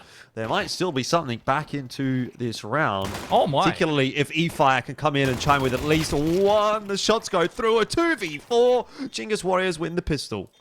Well, ROUX was the best performing player back on Nuke, and he started off with some dually action. I mean, even that headshot towards B main, like, that's not easy to do with the dualies. Up close, maybe a little bit different, but that is an incredible turnaround. Yeah, bomb goes down for IHC, and they can buy into the round, but that honestly had everything saying IHC were going to win that round until ROUX came in with the dualies. Fascinating straight rush straight down mid, which Controls with the double peak almost really could have been bad, but at the very least for Chinggis, they were able to salvage a round they probably shouldn't have been able to. Take that to start your map pick, especially on CT side Anubis. That's a really good way to start. Yeah, especially if they can convert on this round. That's the other big question mark. Obviously, that bomb plant going down. There's a little bit in this one for IHC. Nice buyout, though, for Chinggis. They've managed to put together 4 rifles, so be relatively prepared for this. Now, there's a prog smoke in there from the T side. E-Fire's going to smoke off main and hide behind that prog smoke, but he needs some help, and E-Fire will deliver it. BKZ gives him the reward of a double kill. We're back into now a 2-on-2, and once again, a fairly important 2-on-2 that will ensue. Controls on the fast flank may not be expected from main. It doesn't look like they're expecting him at all. They are not paying attention to his position. He's going to get a freebie onto Rate. It's not quite going to be free, though. That's a good trade from Shinobi, but gives away his position. Smoke and a flash. ROUX does not have a defuse kit, though, and he might have just played himself a little bit with that smoke. Waiting for Shinobi to push through, and he's missed the shots. So IHC will win round 2. The issue with that smoke when you don't have the kit is you've got to either do one or two things. Tap it and hope that he pushes through the smoke rather than just spraying it, or you full stick it. And he ended up going for the first option. The full stick maybe doesn't even work anyway, because we could see Shinobi ended up pushing anyway. So you're right. I mean, if you go the flash and rush E-box route, I think that ends up being a higher chance of success. I would agree. I think if you're going to do anything, you smoke the bomb, right? Like, that seems to be... I mean, if it's a default plan, it's a pretty easy one to spray down. Yeah, but at least then he can tap the bomb and, like, look to fight. Whereas if you now tap the bomb, you are essentially almost thinking maybe I have to push into the smoke in case he doesn't peek. Like there's a... Anyway, it doesn't matter. We're getting into the weeds a little bit here. Second round did go the way of IHC. That's really all that we have to pay attention to, and that'll make for a little bit more of a difficult start to this CT side for Chinggis Warriors, though they are still going to give it a crack in this round with the pistol armor buy. BKC around the back has got rate, and that means he's going to have a Galil in hand as well. Shinobi will be spotted out. That headshot going through the wall, it's not going to hurt BKZ all that much, and it does look like he's going to get a bit of backup here, though. Shinobi, not too concerned about that. We'll be taking these duels one after the other and winning them all. So IHC getting underway now on the T side. Yeah, they'll be a little bit annoyed they couldn't get that kill onto Shinobi because it's the only AK that's actually in hands right now for IHC. And you would have been able to maybe walk away with an AK yourself. And so far, so good for IHC in the T round. So it arguably should be 3-0. Yep. Maybe. Ideally. But it's not usually how it goes in Counter-Strike in this region. Things don't always go to plan. The Chinggis Warriors will have to take a save here. So E5 did get through that round with 5-7, so at least there's something to play with. But again, it is Anubis. We're not expecting Chinggis Warriors to have a insane CT half here. No, not at all. And that's why the way that they got the pistol round was great. I mean, in an ideal world, you want to win a clean pistol round CT. They don't get bombed down, and then maybe they don't think about buying into that second round. That goes a long, long way. But stealing it the way they did was huge. They don't check for Aapestt. It's always got to be a nothing round, really, for Chinggis, and was just kind of a hope and pray. See if you can get water control, still a couple of guns, and then spread the map. IHC switched on, though, understanding that Chinggis just don't have the money. CT side Anubis, you're probably going to be looking to push out. And they've just held positions for those push come through. E5 the last one.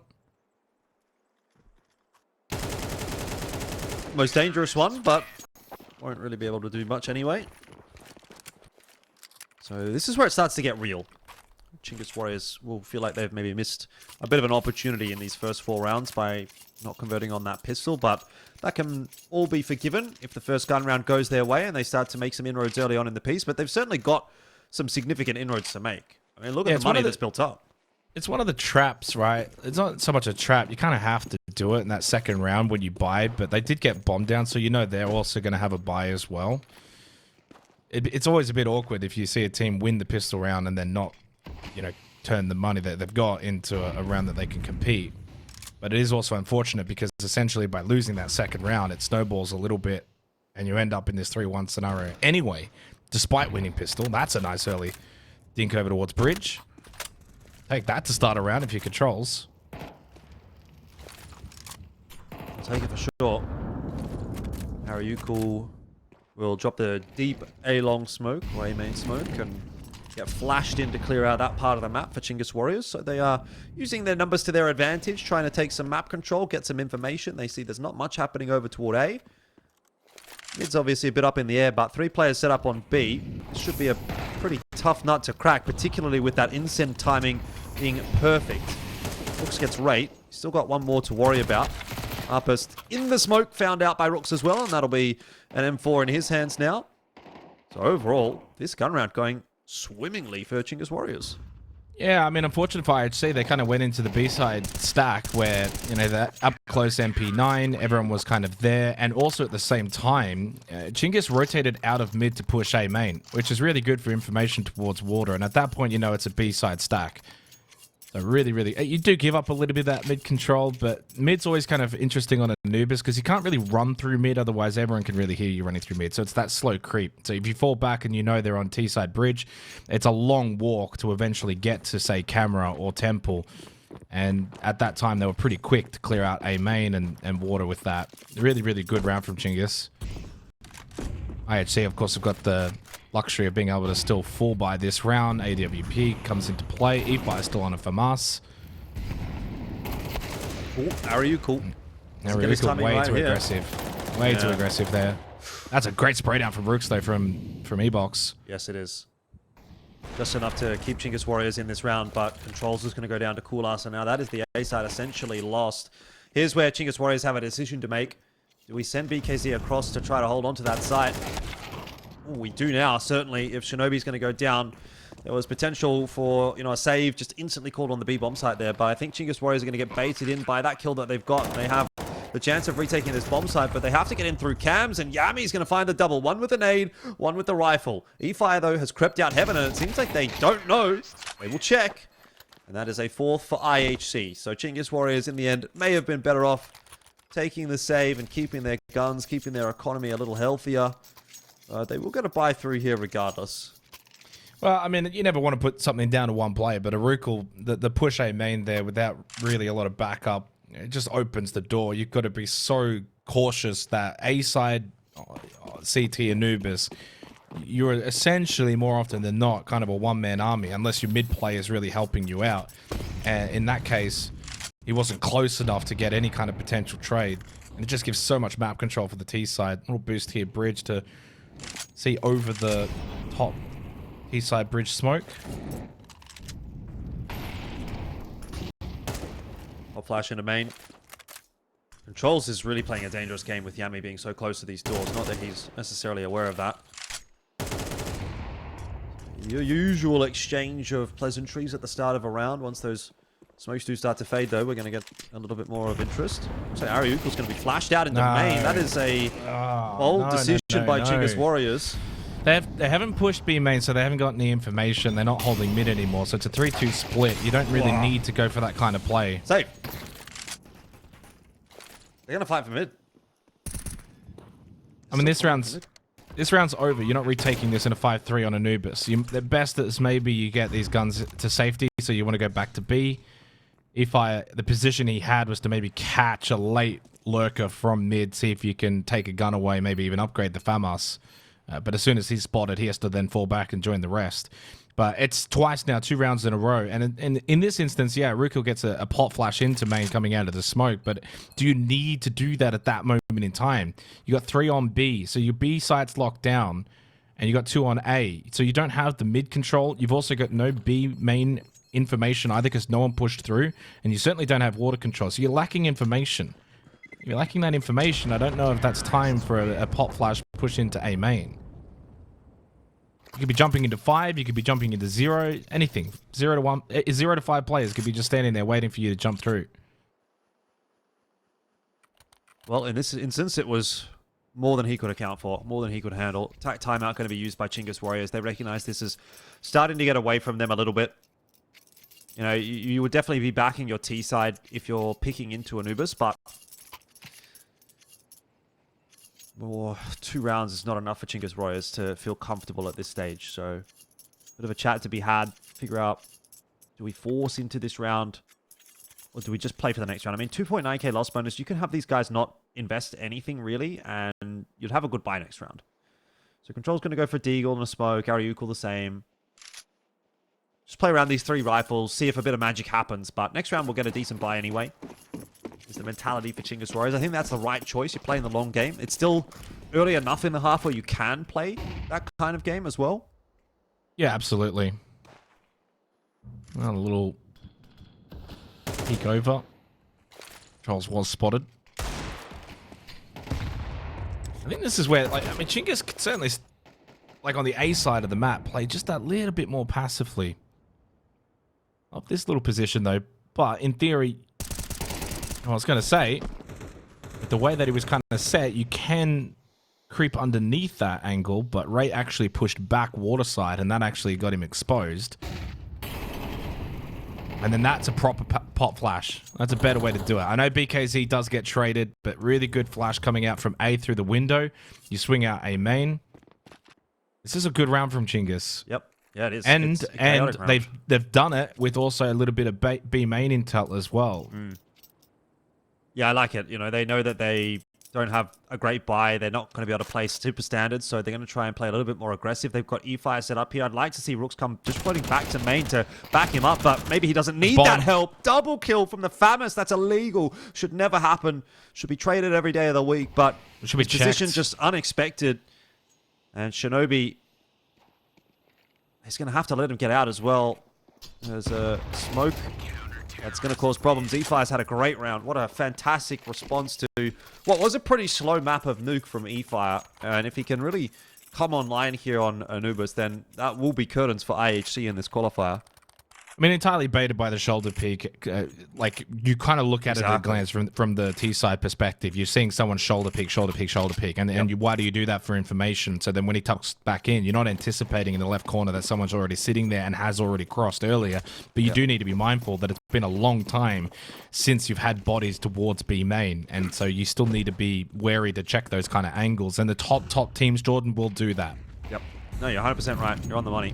It's a bit of a mishap from IHC, and it's potentially going to cost them here because now money is there for Chinggis Warriors. They've got the AWP through in this round. They're starting to feel a little bit more confident off the back of that tack timeout. And if IHC now go on to lose this round, then this game very much swings back in the favor of Chinggis Warriors. They'd be 4-5.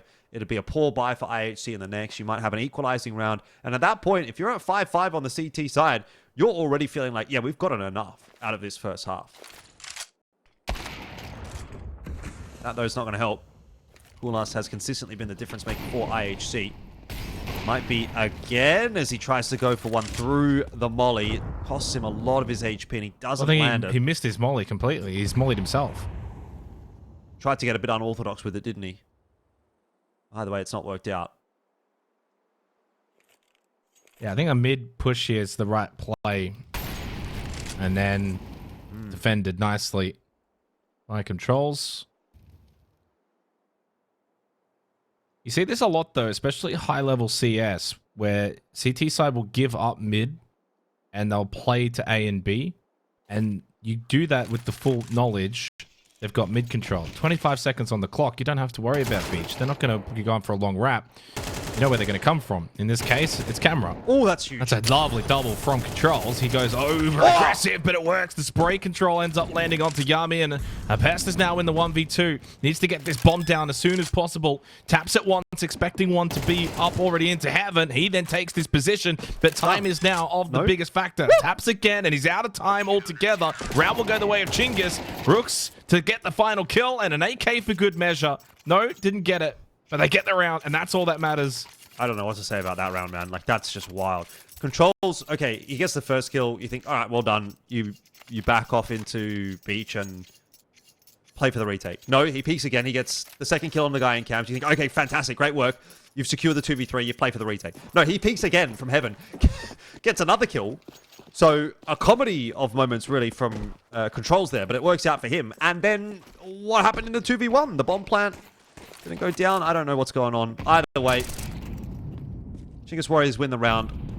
Very, very chaotic one. E-Fire is going to go for a push here. He knows Shinobi's close, and that's really well dealt with in the end. You can see the confidence is very much starting to build now for Chinggis Warriors. They know that they're on top in this matchup, and they are starting to disrespect IHC. And that is going to be a problem for IHC, because this is where Chinggis Warriors starts to do their best work. They make the game chaotic. They hit their shots, and they run away with things. That's 5 on the CT side. Money's looking really nice. And not so the case actually for IHC. Aapestt is down to 3.5. He can only afford a Galil. Smattering of util missing as well for the T side. So Chinggis Warriors are really starting to run away with things now on this first half. Yeah, I mean, it's a fascinating game because Anubis is one of those maps where you don't look at a 5-5 scoreline and say, oh, it's even, Jordan. It's all even. It's all tied up. No, CT side really probably shouldn't be even at this point, and it sets up Chinggis nicely. I think there was a missed molly as well. It's these little mistakes. It's another missed molly. Like, it's these tiny little things that IHC, you know, not checking an angle. Utility hasn't quite been on point. Now they just rush out because that's the thing to do on Anubis, isn't it? But hey, it works.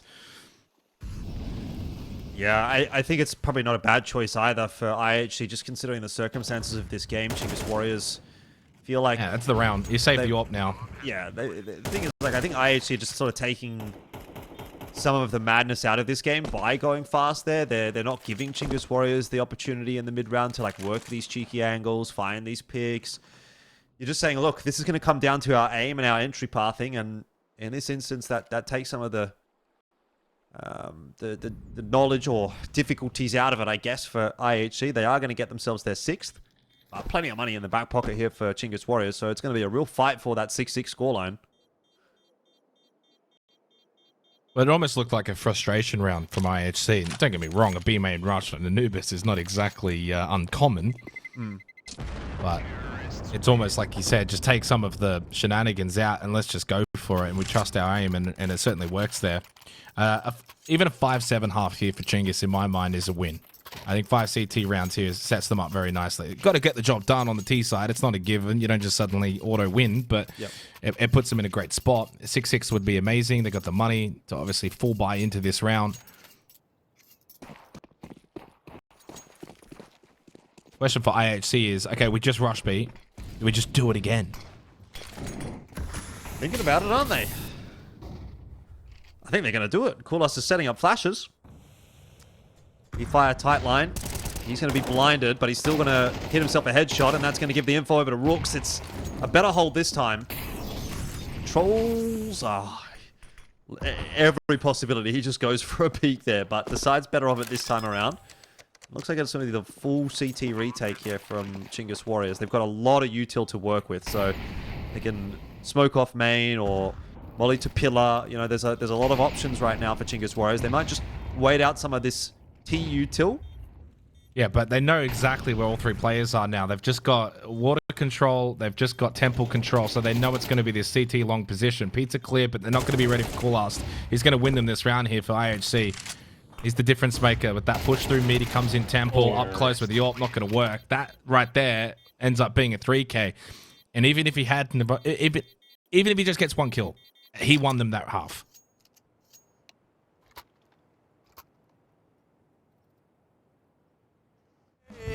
Some people wanna pull you under. Some people wanna make you cry.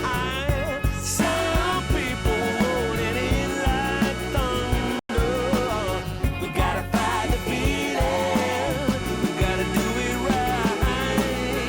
Yeah, we gotta do it right.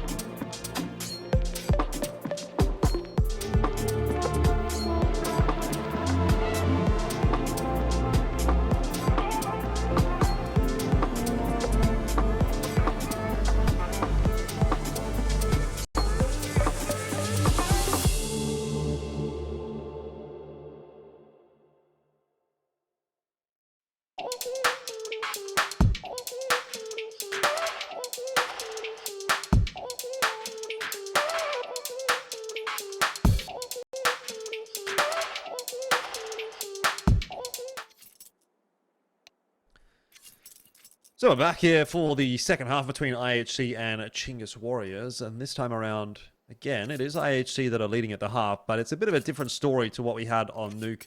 This one feeling like it is Chinggis Warriors favored, considering they get 5 on the CT side, but let's just hold our horses before we get to see this pitch around. That could certainly change things up.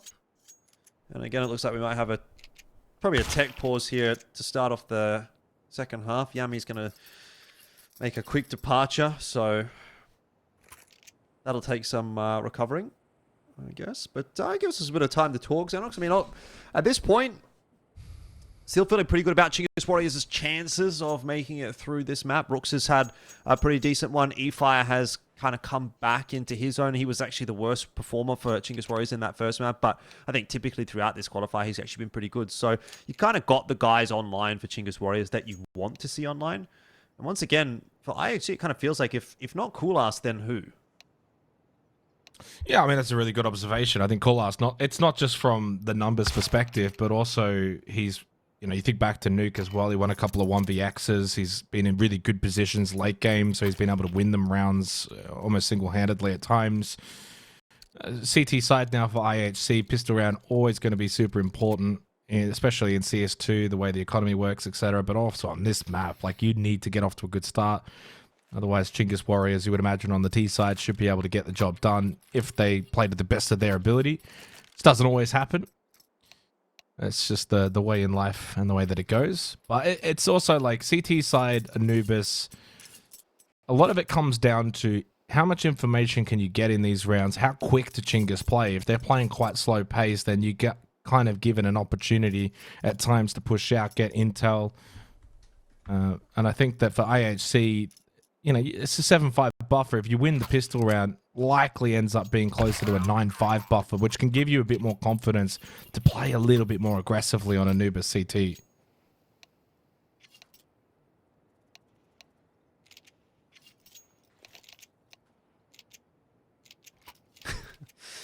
What's going on in chat? Someone's popping off. It's all good. 7 and 5. Gonna get back underway here. So, not much nuance to this round by the looks of things. Chinggis Warriors haven't opted to go for any util, apart from those decoys. 3 decoys, though? I wonder if they're going to get up to something here. I was going to think you just kind of, just dump the decoys for like a fake A main hit. And then you go down water to E-Box. Are you a dark or an E-Box call out here, Jordan? I say E-Box. I'm an E-Box fan. Okay. I think they've just used them as fake flashes there, to be honest, and it hasn't worked out. I'm not sure who Saswar is. I assume that's Yami.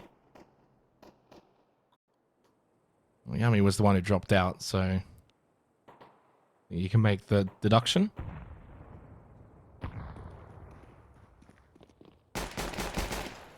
Aapestt.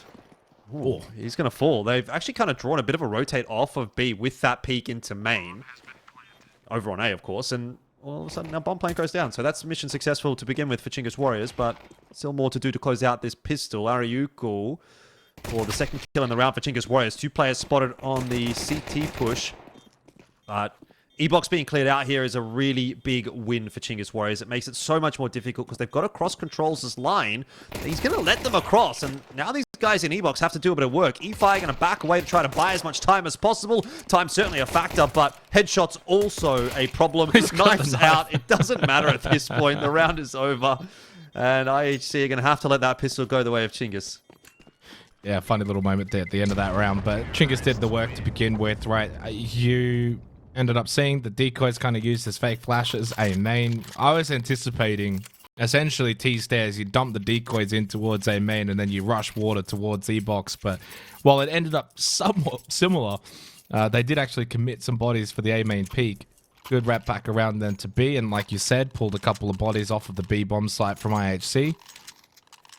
They will invest into this round, despite the fact that Chinggis actually ended up getting bomb down plus round win. They thought about it, and then they said, no, refund all, we're eco. What seems to be the problem, it's the right guys? call. It needs to be the right call here.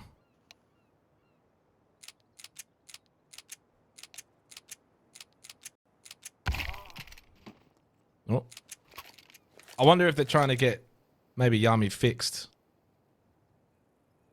There you go.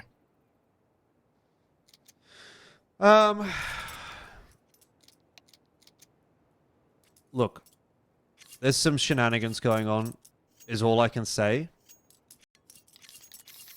I can't believe what I'm reading in the admin chat right now. But it's all good. It's all good. I think we'll be getting underway fairly shortly here. I think it's just getting Yami's name sorted out, and then hopefully we'll be ready to get back underway. And Chinggis Warriors won't be huge fans of the fact that there's this delay, because obviously they've won the pistol. You know, they've come into the second half. They want to build a bit of momentum off the back of that, and now they're just having to wait around.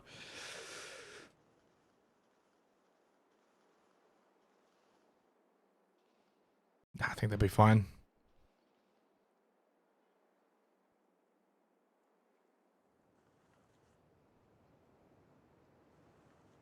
Bit of the wind out of the sails of this one.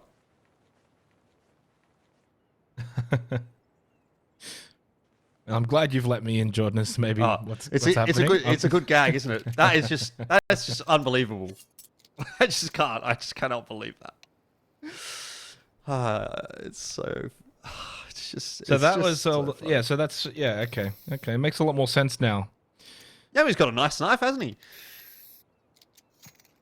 Isn't that similar to the one you have? Do you have? Oh, you sold yours, didn't you? No, I've still got a Gambit Doppler butterfly knife. Green set.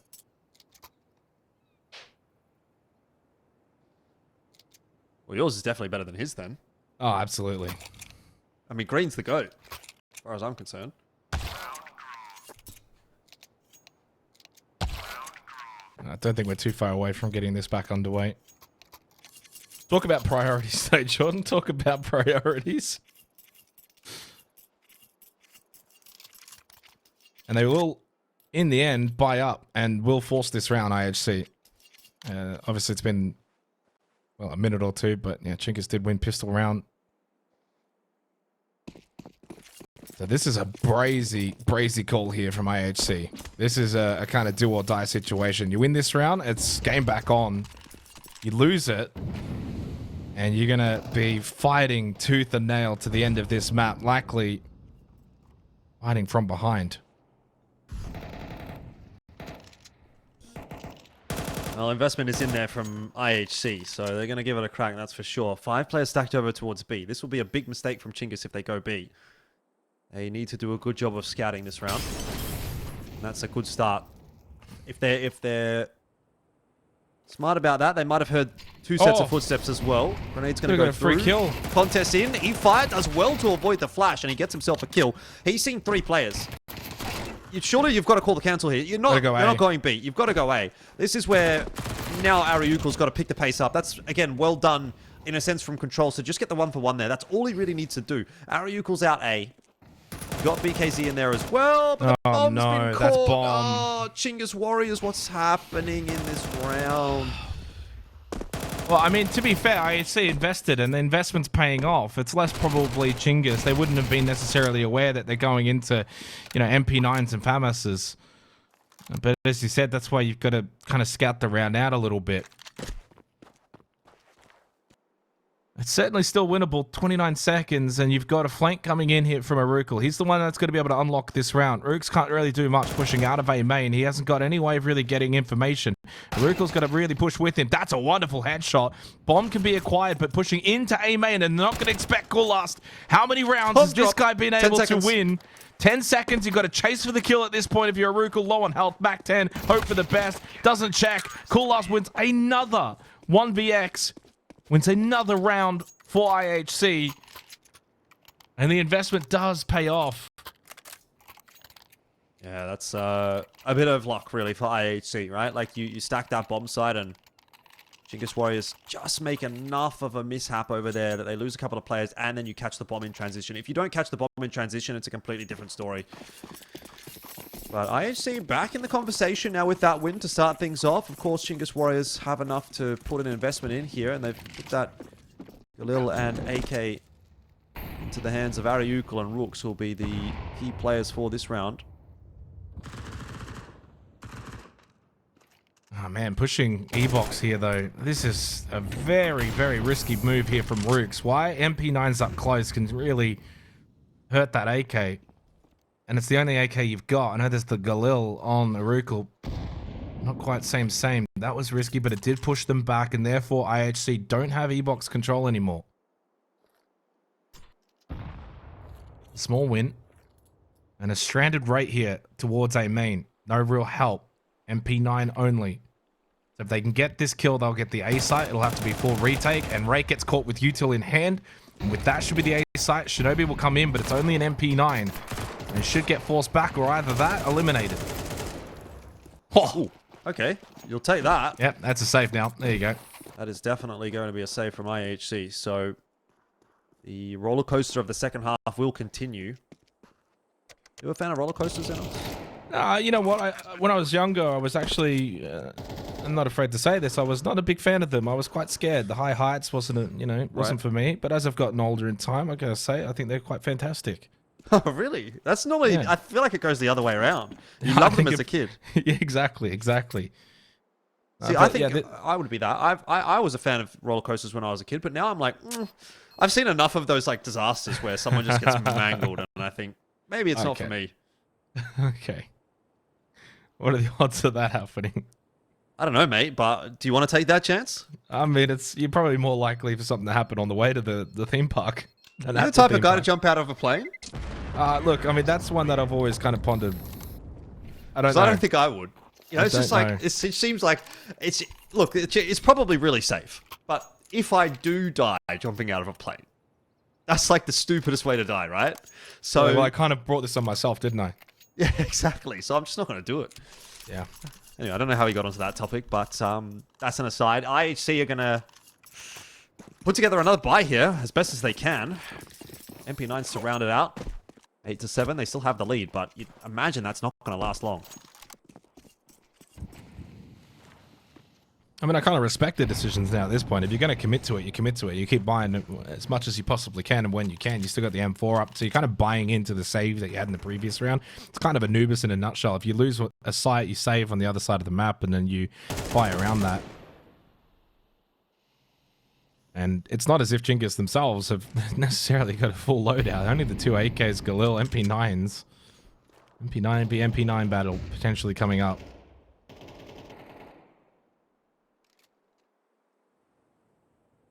Oh, this is a push out.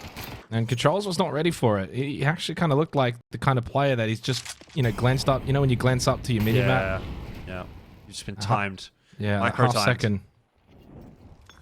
Oh, this could get awkward. Kulast on this bomb site. He's been good, but well traded by ROUX. 1-for-1. Ollie's fizzled in the backside there for Chinggis Warriors. Now Rate trying to hold off. There's multiple members swinging on both sides, and IHC just making these MP9s really work for them. Back and forth and making it very tough for Chinggis Warriors to get any inroads. That grenade will go through and do a bit of chip damage, but look at how low both ROUX and BKZ are.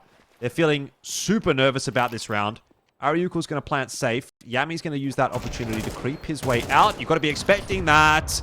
ROUX was not, and they know where BKZ is, so he'll be an easy cleanup, and IHC win their force buy. Chinggis get their bomb plant down, so I dare say we're going to see another force buy in the next round from Chinggis Warriors. I mean, when you're on T side, you can definitely get away with just kind of forcing up most rounds, especially if there's any lost round bonus build up, which isn't quite the case here. Enough money that they certainly will buy into this round. AK's on the side of IHC now, so they get a little upgrade. Don't forget, it's not like they were full M4s in that previous round. Talking about FAMAS and MP9s and one M4, and the intriguing thing was in that battle at the end, and Aapestt actually kind of took quite a while to get there, and he only was the only one with the rifle. It was the MP9s over towards Bricks that were doing a pretty decent job to keep that push at bay. Tech 9 for E-Fire.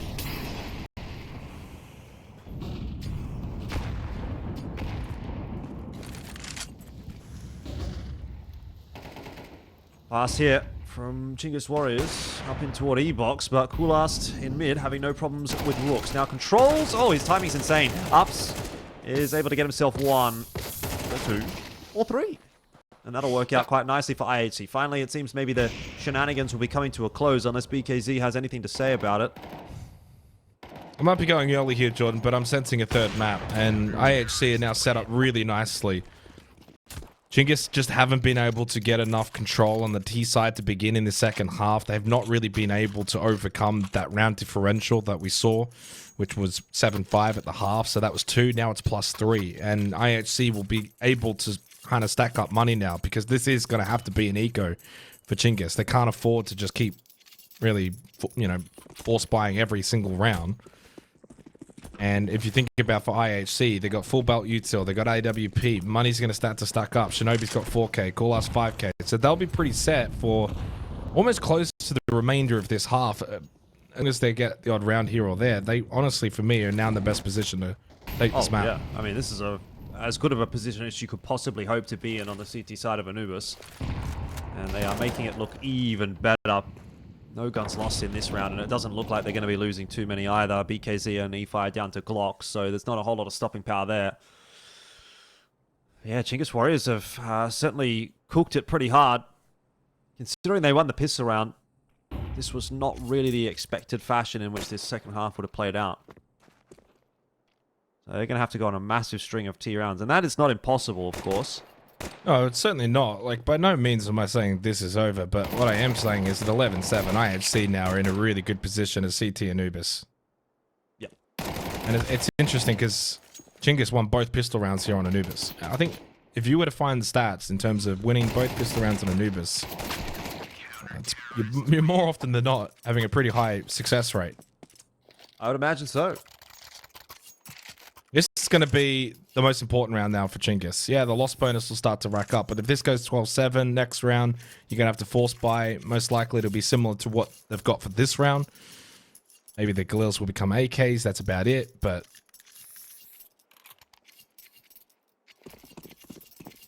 got to win this.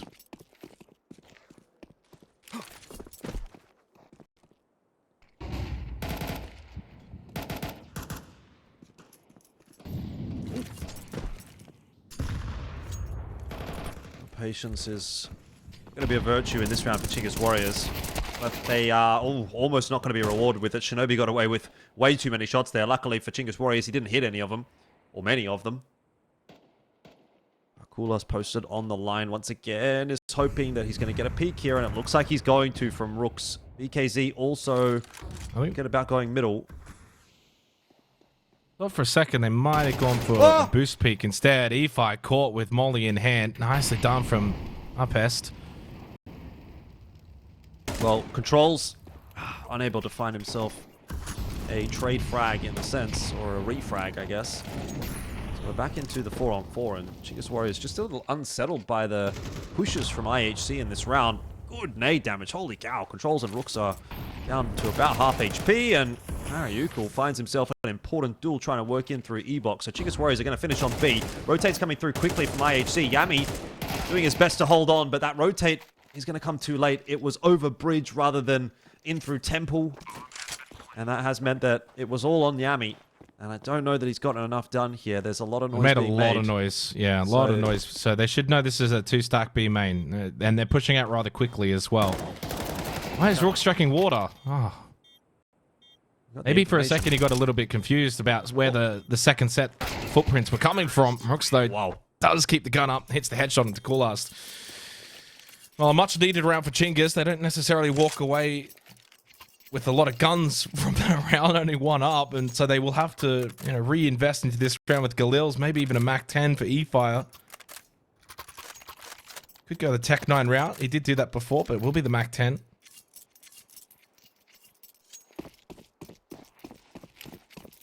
Anubis is the kind of map that it has the tendency to get sloppy at times. Indeed. Oh, that's going to hit. Beautiful. Love that nade. Hate it when I'm T-stairs and it hits me in the head, but it's a good one. It is a good one. Very easy to throw and time. And it's worked out here for IHC, but still a lot more needs to go right for them to win this round, and maybe even potentially still to win this map. Chinggis Warriors are not done yet. But I get the feeling, and it's just like a gut feeling that Chinggis Warriors are looking a little bit messy. They're not super clean right now on this T side, and so that doesn't really give me a whole lot of faith that they're going to be able to pull this one back. Like deaths like that are not really what you want to see. is on IHC. Coolast is clearing everyone right now. And I love the reposition post up. And just as Ray dies, could have had the chance to get one more. Ends up being overwhelmed. Help coming from heaven, though. A little bit late, but Aapestt was able to get there, make an impact. Plant should go down from BKZ. 2v2 post plant. Yeah, not a bad post plant here either. BKZ is going to be a tough one to dig out. So as long as EFI doesn't go down for free, this round is very winnable for Chinggis Warriors. EFI is trying to cause as much disruption as he can, and it's not going to be enough. Aapestt is going to check that corner, and now EFI is in real trouble. He hasn't been able to isolate these duels. The swing is going to come through, and that'll be 12 for IHC. It's the post-plant positions, though, for me. Like, yeah, you're holding pillar, but guess what? It's easy to get pinned down at pillar. Because it's if you're kind of swinging out, guess what? Your teammate can't really help because he's tucked in at the box underneath of bricks. So you can't really help each other from those two positions because you're holding pillar. Guess what? You can't watch for the camera push out and along the scaffolding. And so therefore it's a 1v1 clear. You're just not really in either of those two positions in a good position to help each other. Yeah, BKZ needed to get the first kill. Maybe he needed to be jiggling a little bit more just so that he couldn't get swung as easily by Aapestt. But in the end, easy to kind of look at that and say he should have, could have, would have. On the end of the day, he didn't. And that is going to be 12 for IHC, so Chinggis Warriors will be very disappointed with how this T-side has played out. They've just never really felt like they've gotten their teeth sunk into this one at all. Like, they got the pistol and then it's just been all messy. Been slow. Pacing's been slow. I haven't really hit sights as 5. We saw a bit of that from IHC, and that worked for them in the T-side rounds. They haven't really been able to control IHC at times either. You know, get them to rotate, find a pick, then play it slow, force the rotates out. And then even things like that, pushing out of the smoke, can't hit the shot. Yami's going to get all 3, and that's it. We're going to go to Inferno, Jordan. It's going to happen. Controls will get picked here, and that's the map done. Indeed it is. 13-8 for map number 2. IHC ruining the day that they let Chinggis Warriors take that map of Nuke away from them, because now it means they have to play a map number 3. But that won't be too far away. We'll take a break. Inferno is coming up next.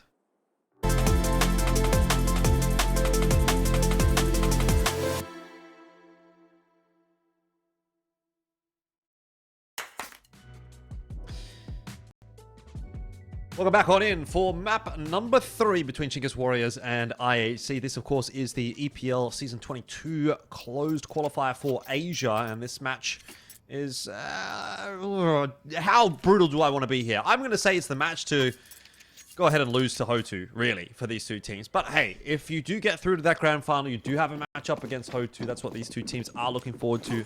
It'll be a tough game regardless of who makes it there, but... both are fighting hard to make it into that grand final. And now we're on to Inferno for map number 3.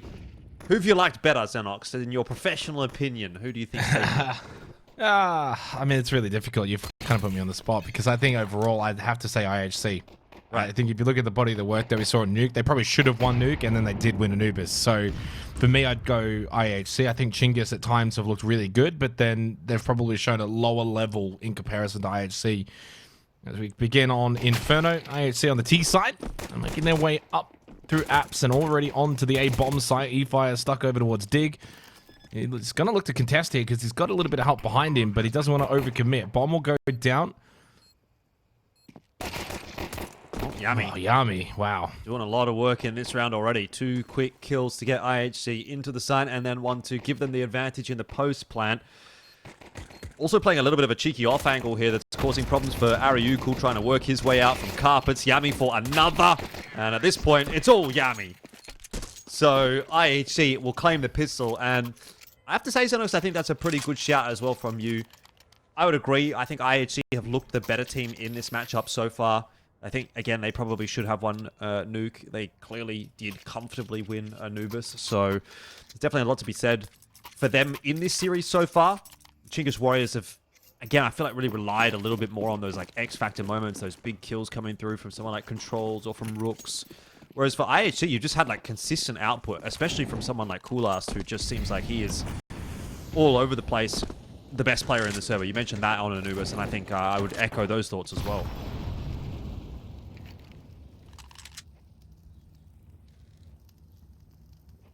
And not to say that Chinggis can't win this final map and proceed to the grand final and get a chance against Hotu, but Good start for IHC, double AK. And Chinggis have bought into this round. Couple of P9s, Deagle, 5.7s. And it's a decent stack over towards B.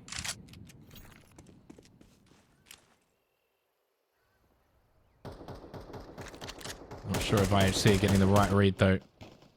I don't think they're getting any read at the moment. They're getting no information at all. You're going welcome to to start to Inferno. clear top banana. Yeah, but you're right. It's quite difficult. How do you know? How do you know there's 4 guys here on B? You probably do just send Aapestt in slowly with that Mac 10 to see if he can find any entries or clear any space at all. Smoke's going to go through. It looks like they're going to commit, though. It doesn't look like they're just going to contact play 1 Mac 10 into the bomb site. They're going to full commit to this. They're going to go straight into the stack. Flashes going over the top. I think, have half blinded themselves with those flashes, so this is looking a little bit slower than they might like it to. E-Fi up high above the smoke. It's the triple boost, and he does get himself 1. But it's not going to be enough, as we're going to see the trade flags come through from IHC, and they clean it up in the end. You see that little duck there from Raid over towards Paul just while he was reloading. That was actually really clever and kept him alive at the end of that round. I'm surprised they ended up actually winning that round because the double boost was very intriguing to see there from Chinggis. I haven't actually seen that boost myself. I'm sure it's been done, and I'm sure you've probably seen it before, Jordan, but... you know, typically you'll see just one up there. And as we now know in Counter-Strike 2, you can, of course, smoke off the little shelf boost. But with 2 people, yeah, you can actually see over it. And I don't think IHC were prepared for it. It's not super common. I'd say that's the first time I've seen that in 2025. Put it that way, so... But obviously you have to have lots of players over on the bomb side if you're going to do that. So that's where that kind of comes in as a bit of a trade-off, I suppose. But... didn't really work out in the end. I appreciate the effort, though, from Chinggis Warriors, but it looks like it's going to be a 3-0 start for IHC, although not necessarily to get through this round, aren't they? Yeah, I mean, you got still full card control if you're Chinggis, which is really good. Deep apps as well. They're fighting this round, and obviously getting that big onto Aapestt gives them a little lifeline. Eagles are Deagles. They can do very funny things at times and can certainly win you rounds. Mac 10 for ROUX as well. But he's made his way over to A, and so now, actually, they're giving up the B bomb site. Well, they are going to get it for free here, IHC, in the end. Which is Or are they? Or are they? Well, yeah. This is Inferno again in a nutshell, isn't it? You just take as much time as you can. Hope you're making the right choice. Yami's going to scout this, though. They're going to run back surely to B once he realizes that he's just walked in. No one's contesting. Boost is clear. Tree is clear. Hey, guys. CT's clear. I'm going to smoke it, and then we'll clear out B. Yeah. Just got to clear New Box and Dark, and that's kind of it. Everything else, more or less, has been cleared out, and looks like IHC have done a pretty good job in this round. You give them some credit there. Got to go for the exits, though, now. You know, you haven't got armor. You're not really needing to save the Deagle, so you just want to try and trap them into the B bomb site. Obviously, you're going to try and get...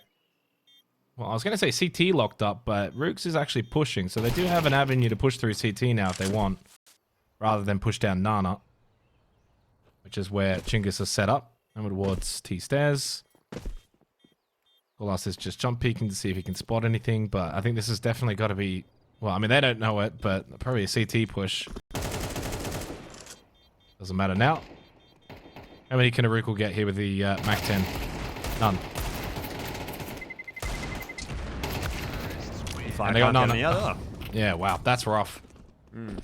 Because those are the rounds. Like it's the battle within the battle, Jordan. You're not going to win the round, obviously, but can you take guns away, and then that might help you later on in 6th or 7th round. They get nothing from it.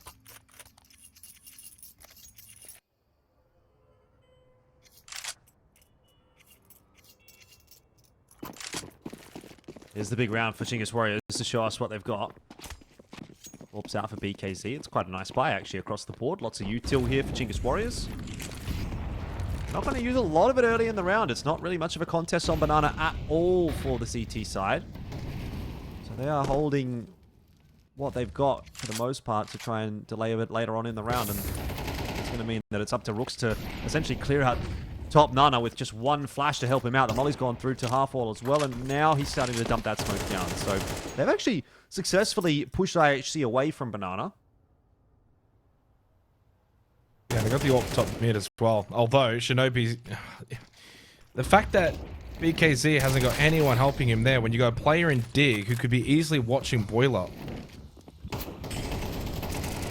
I mean, what's he watching at that point? Oh, and you can't win that battle either, and it's just going to be the two-man save over on B. And that's going to be surely someone to go back, pick up that AWP as well, top mid, so that's going to surely go into the hands of IHC unless they don't want to run the AWP. Well, given the way that Corliss has been hitting his shots, I wouldn't be too disappointed to see him with the AWP in hand, but it is T-side Inferno, so you definitely get away with 5 rifles. I think you take it. They're thinking about it.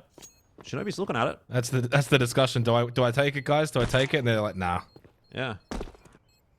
I'm a little bit surprised by that. Well, I mean, I just guess take you it, have to right? factor in the way that you want to play, and then you kind of factor in the AWP to that. Do you want the AWP posted up to watch top mid? Do you need the AWP to take Nana? Not really. And you also now know they're not going to have an AWP next round. So we don't even have to worry about AWP v AWP or anything along those lines. So their money's also really good. So if they do change their mind later in the end of, towards the end of this half, they can probably buy an AWP later on. Timeout, well and truly needed here for Chinggis to figure out how they can get themselves into the game because you've got nothing on the board right now. Their Nana control's not been too bad, especially in the round just then that we saw when you actually had util available. It was a gun round. They were actually able to push IHC down and push them towards the 3-man setup on the A site. But just the one lapse in judgment was the fact that BKZ is going for an aggressive mid hold with the AWP, but they just allow an easy Boiler push, and he can't watch both. He can't watch Boiler and mid at that point. He needs someone who's in Dig under the patio, really aggressive towards Boiler so he can hold that aggressive angle. They just don't have that set up. Money's hanging in the balance right now for Chinggis Warriors. A loss in this round is going to be real problems. It'll be a 4, 5, and 0 for IHC, and then 3.4k across the board for Chinggis Warriors. Maybe a little bit more here and there. It's not really enough to put together a great buy on the CT side, so Chinggis Warriors definitely in a pretty dire position to start off map number 3. Ash has gone through. Rate's giving away a bit of info as to the setup of IHC in Banana, but it Doesn't work too this time. outrageous. They did this last round. We saw it last round with ROUX getting the pop flash to retake car and then smoke off at the half wall. But he just didn't get enough space to get that smoke down. That is a wonderful headshot from Aapestt. This controls is looking a wide swing close from brackets and nothing working now. And Chinggis is split 2-2. So both sides vulnerable. It's hard to rotate here as well because you haven't really set up, properly here. They could be car at this point, and you have no idea. That's a good peek from E-Fire. Yeah, really critical kill. Brings it back to 4-on-4, but even that still is not going to be enough to really settle these bomb sites. Where's BKZ going? Why are you bringing him over from Arch to B? It's a gamble. And it's one that's Of not going what? to pay off. I mean, I guess fake util coming out from right is going to do it. It's a triple stack in apps. Yeah, but that util's come out after the rotation, so Yeah, it's going to keep him there. It's not what's brought him over. That's E-Fire big. interesting. I mean, is it though? 14 seconds here. If he drops another kill, maybe. He's got Yami too. Yeah, but you can retake this round now, 3-on-2. This is not a save round. You go for this. For sure. Right, waiting for the push in the middle. so many they're not steps, though. expecting that. Oh, and he's got 2. Now it's a Just save. not quite the spacing that they needed there, Chinggis Warriors, and No kit. No kit. You don't go for this. He wants to. He's thinking about it. And he's going to give up the gun for his troubles. So that's a 5-0 lead for IHC with money in a precarious enough spot for Chinggis Warriors that they will definitely look to force into this one. But again, you're going to have to go down to MP9s. You're going to be lacking a bit of util here and there. Yeah, but that one of those MP9s is an M4. It's the little things, the micro things. At that point, as soon as you lose the 2 players top mid, you don't have kit. You just don't have a way in which you win that round realistically. You talk about a very small percentile opportunity. And yeah, curious as to that earlier rotate because we got to see Ray, of course, go for the fake util, but I'm pretty certain the rotate, yeah, as you mentioned, came before that anyway. But this is deep banana pressure. First time we're seeing this from Chinggis Warriors. They've been more content with just trying to keep car control. Now they've actually got banana. That's a bit of a better setup early in the round, certainly for Chinggis Warriors. Oh, they're falling back though. Doesn't seem like IHC really care about banana, at least in this instance. They want to take brackets control initially. Maybe things will change a little bit later on in the round once they've got this brackets control, but I'm going to get brackets more or less for free. It's cost them a smoke and a flash. They've still got plenty of util to play with here. And call us on the AWP now as well, so they ended up grabbing that one eventually, despite deciding not to grab it earlier when it was available. And this is better. A solo B here is fine. You've had full Nana control. ROUX has got a smoke available, so he gets to just play that. So it's a 4-man stack over towards A. But they've given up a lot of control. You can push in towards library now if you want to. They smoke it, and they're looking for a moto push. That's really nice. Good coordination from IHC. Beautiful take on the 8-8. That is insane. That might be the best round we've seen all night from IHC. All night from any team, from either of them. That was some beautiful CS. The timing on the flash with the smoke being popped by the nade gets you a free kill. And Chinggis were in a position where they still had to watch Dig. They still had to watch Aapestt. And what is smoked off is probably not what you necessarily want to be looking at, but that's where the pressure comes from. And they killed the player coming out of Speedway as well through Arch. They were prepared for that from the B rotate. I mean, that was just some really good CS. And overall, it's been an incredible T-side from IHC. Chinggis has just not ever at any point in any of these rounds looked likely. That's a fair assessment. ROUX might not even get away with this gun. Ooh. Nice double, though. So he will get away with this gun. But for all the good it's going to do, again, Chinggis Warriors are like on that precipice where you probably don't want to buy, but you can buy. So the A site's been the issue because they've actually done a decent job, Jordan, at the banana control throughout these rounds. Like they've either been winning car or in the last round they actually got full banana control. But it's the A site that is just not winning their battles, and they've had numbers on A. It's not like they've been caught with 2 players. And we've seen Chinggis to get this Nana control at times send 3 over at the start, util set, and then 1 rotates off towards Arch. But it's at the A site that's been leaking heavily for Chinggis. Once again, as you say, banana control taken by Chinggis Warriors. Fire on the boost. Falls off it. Still gets the kill. E5's been good. Yeah. He's doing his best. And again, full Nana control, like you said. So this is where they've been winning Chinggis. You got to try and play off this a little bit more, and then they go 4-stack A. But this is where IHC can kind of read and think, well, they've had full Nana control, have full Nana control. You don't keep 2 players around that often if you've got this. And then, well, that was an opportunity to get a free kill onto ROUX standing on top of Car.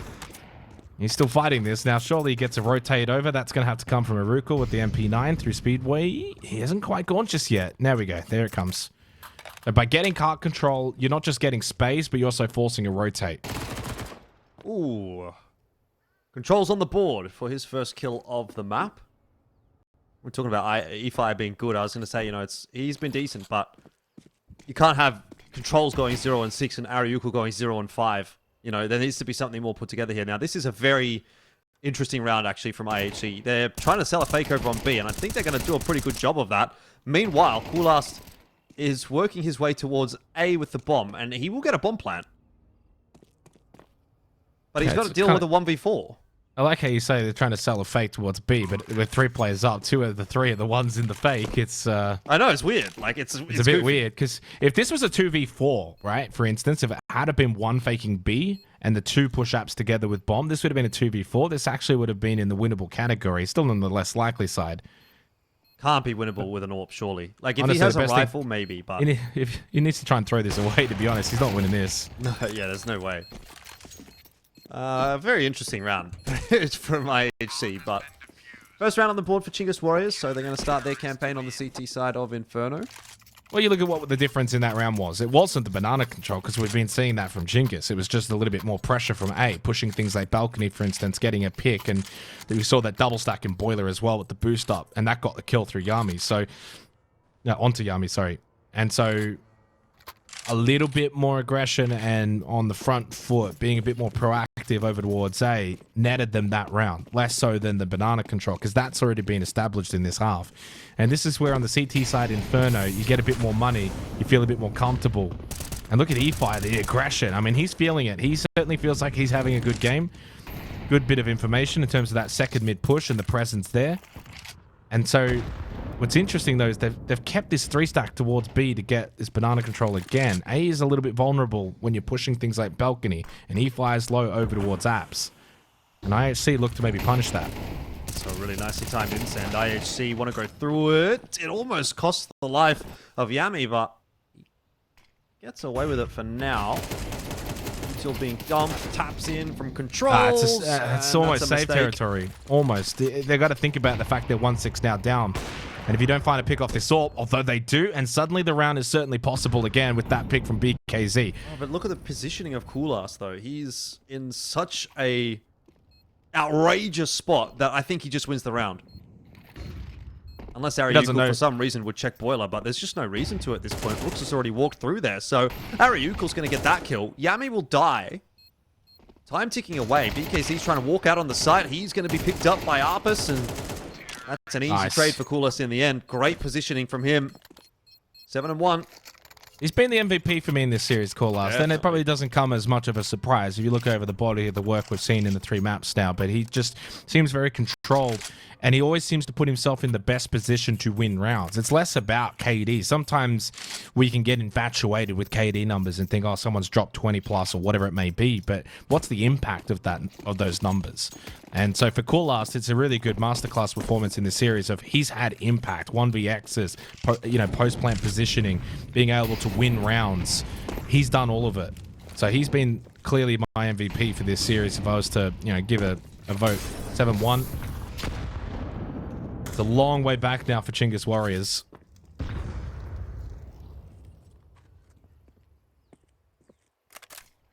Yeah, certainly. Coolass has definitely been the standout for IHC in this series, but he's also been their standout throughout this qualifier. I'm just having a quick look at the stats, and he's 1.18 for 13 maps played so far, which is a pretty respectable result, considering one of those series was against Ho2, where they lost 2 maps, 13-2 and 13-3. So you kind of got smashed on those maps, and that'll definitely hamper your numbers. But in this round, IHC don't have a whole lot of map control at all. They're going to start to look to take brackets with 50 seconds left on the clock. Smoke going down on jungle side. Want to go forward as well onto balcony. It'll just be a bona fide A-side take here from IHC, and they've got the opener. The entry from Yami helps out nicely. MP9 for BKZ is not doing quite enough. He survived, but he didn't thrive, and it's 4v2. I mean, this is kind of the issue with Inferno at the top end level, is that when T-side is just able to take these sites, you just can't do much in the retakes really at all, and it ends up just being save simulator. I love Inferno. It's probably my favorite map, and in our stack, Jordan, we play it quite a lot. We lose it quite a lot though, but for whatever reason, keep going back to it. But what I'm watching in this half is just very reminiscent of what you see at top level Counter-Strike. Essentially, stack aside, overtake it, overwhelm it. CTs have to just save. And so it doesn't really give Chinggis much momentum in these rounds. Like, they can't do much. They're never really in a position to actually go for a proper retake situation, because they're just losing their contact fights every single time. Which means the way that you're going to win your CT side Infernos is you have to be ready for that entry engagement, and you have to get at least 2-3 kills on your respective sides, so that maybe it is a 3v3 retake. That is possible. But it's just not happening in this half. They're not giving themselves any kind of an opportunity to go for these retakes. Money a constant worry as well for Chinggis Warriors. Every single round they're buying down to 0. They're like almost force buying every round. This one, again, you look at it and say, well, it doesn't look too bad, but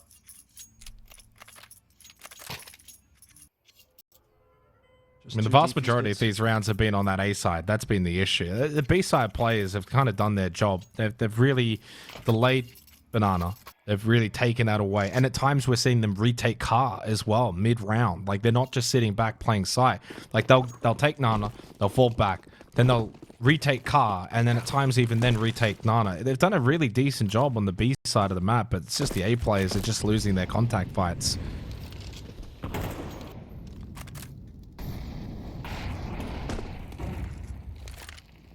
There's that banana attempt again from Chinggis Warriors, and this time it's not going to work out. Ray with a nice headshot.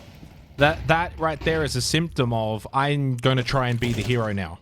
We've been good on B, we've been good on Banana, but now we're losing A too much, so I need to get overly aggressive and go for more than that's necessary. And so ROUX with the M4 thinks I'm going to get a pop flash, swing half wall, get a couple of kills, and that's going to then set us up for the round. It'll ease the pressure on the A side of the map, but then he just dies. I don't blame him for that death. You're down 8-1, and you're thinking we need to do something a little different and a little bit more aggressively. It just doesn't work out. Smokes into jungle side. Again, it'll be that brackets take now. A bit of a change up in the fact that eFire's got an auto shotty right here for Yami to deal with, and that will prove to be no problem at all. Oh, that was a wild little swing through dig from Shinobi. Well, controls caught in transition. And that's a good example why you don't W around a corner. Indeed. Better. PKZ going to be picked up by Aapestt. He was spotted out by Yami, so not a real surprise coming out of balcony there at all. And it's going to be 9-1. So this third map in the series just kind of feels like it's a bit of a non-factor at the moment. It's a non-starter. Well, I mean, let's not get ahead of ourselves, Jordan, because Chinggis Warriors in this series were 8-0 down. They were 8 rounds differential down to IHC and came back and won their respective map of Nuke.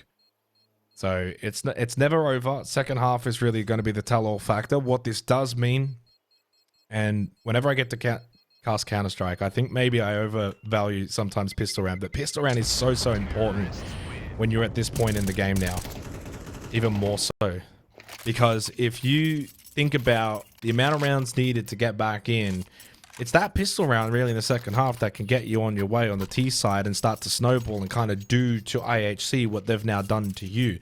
But if you don't win that pistol round because you're at such a deficit, that probably ends up almost being the game then and there.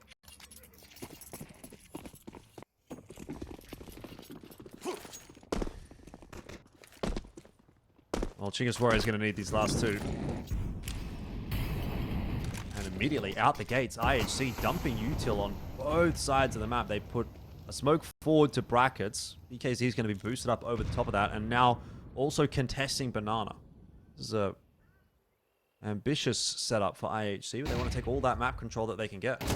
They might just get it as well. Right, flash into the bomb site. Yami gets the assist. ROUX, he does really well, 2 with the MP9, but 2 is not enough. The bomb sites are so isolated that IHC have secured themselves a 3-on-3 post plan on B, and we all know that's favorable for the T side. Coolast missing a shot. Oh, the molly though from Coolast. I mean, at that point, you just keep the AWP up and hold the angle. Yeah, that's a strange decision. I know he wants to delay and force the clock to be on their side, but he does give them now very much an avenue, but they're not expecting Yami either. I think he got a flat headshot there, by the way, onto BKZ. Well, he gets rid of E-Fire as well, and BKZ is basically dead to rights at this point now, all pushing through the smoke. Probably looking more for an exit path than anything, let's be honest. 10-1. And they got given an entry in for that retake. They got given an opportunity. Coolast going for the molly, gets caught by the AWP. It's 3 versus 2, and they still can't get it done. Yeah. Definitely a disappointing result for Chinggis Warriors in that post plan. But seems like nothing's really going right for them here on Inferno, so sometimes it be like that. And fighting for a second, which is just never going to be enough on Inferno, but you've got to have a crack. Unfortunately for Chinggis Warriors, it feels as though their chance to qualify for ESL Pro League Season 22 is just slipping away from them, and there's nothing that they can do about it. It obviously raises a bigger kind of a question, which we can maybe get into, but this round is playing out. Controls wanted mid control. He wanted to try and get information pushed down. Only had the MP9. I mean, they've tried. I will say, like, you can sometimes look at this scoreline and think, oh, well, they're not doing a good job. But they have definitely tried different things throughout this half. But they've adapted a little bit, tried to get more pressure A. At times they've pushed through balcony. At times they've pushed through apps. They've pushed down mid. They've tried to play close angles with the AWP. This is certainly still a winnable round. E-Fire, MP9 in apps, full health. Shinobi low. If he had spotted him, he would have been able to get a pretty free kill. Now they get to push into post-plant positions. But E-Fire's made that decision because he wants to give time for ROUX to get over. So it's an actual 2v2. This molly is great. Shinobi's going to be forced out. Away. Has to play over towards mini pit. ROUX is smoked off and has to make a decision. Does he look to push to play with his teammate? And he does go for that push as E-Fire was starting to clear out the site. But Shinobi was very much ready for it. Got the kill through the smoke, got the second. And with that, it's an 11-1 half over to IHC.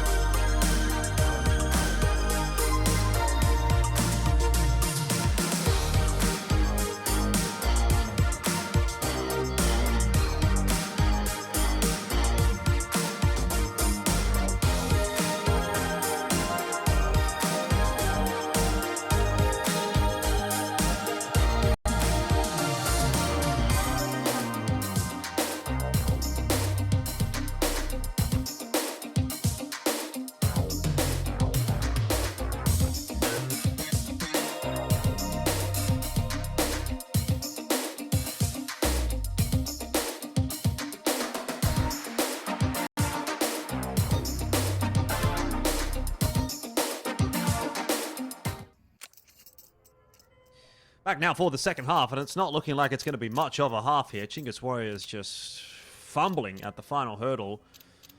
11-1 the scoreline, and IHC getting a nice confidence builder heading into what will ultimately be a grand final against HO2 for that one slot at ESL Pro League Season 22 out of Asia. Of course, they do have to get through this game, Xenox, but by all accounts, it's already over. Yeah, I mean, it's never over until it's actually over. As I said before, you win the pistol round, you can probably get to 11-3, and then you're on T-side Inferno, where what we just saw from IHC, I think Chinggis is certainly capable of doing the same. You lose this pistol, though, I think you lose the map. It goes pretty much hand in hand. Aapestt. And then right. Speaking and shooting into existence, the very thought of that. And we'll get the B-bomb site and a smoke down towards CT. Certainly still a winnable round for Chinggis. Shinobi just hoping for a bit of a prayer here with a couple of taps through the smoke. A little late on the rotate is Coolast as well, so they will need to wait for him. They do have a kit, and it is with Shinobi. It's going to be very late. He's only just starting to make his rotate now. So that kit and that smoke are the pivotal pieces of util, as you mentioned. It may actually come down to a defuse in the smoke at this point. Shinobi's going to want to stay up. And he's looking to hit some headshots on his way through, and he's got himself one. There's a bit of space being created now. Coolast knows there's a player at Nubox and only one more to find. Where else could he be but really in toward Dark? So Shinobi going to have a bit of a look at that one. Yami for the trade. Coolast gets one in there as well. Defuse is on. The kit's been retrieved there by Yami, and that will be a pistol round for IHC, and Chinggis Warriors' chances go up in smoke. Yeah, that's it. It's done now. 12-1, and they get to just buy this round. Chinggis obviously have to force. They have no... There's not even room to eco. Not that you would anyway, because they did get the bomb down. So in theory, no real change for Chinggis. Even if they had won the round, they would have just got a little extra money, but it's the same philosophy. Even if they had a loss and there was, say, let's say it was 11-2 or whatever, they would still have this same buy because they got bombed, but... Yeah, realistically, you can call this one now. And it's been a fun series, Jordan. It's a little bit of a shame that it's kind of fizzled out in the final map.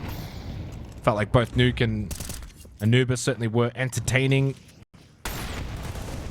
But the right team has won. In my eyes, IHC over the course of this series has well and truly deserved it. And they've put the stamp of authority down here on Inferno, for sure.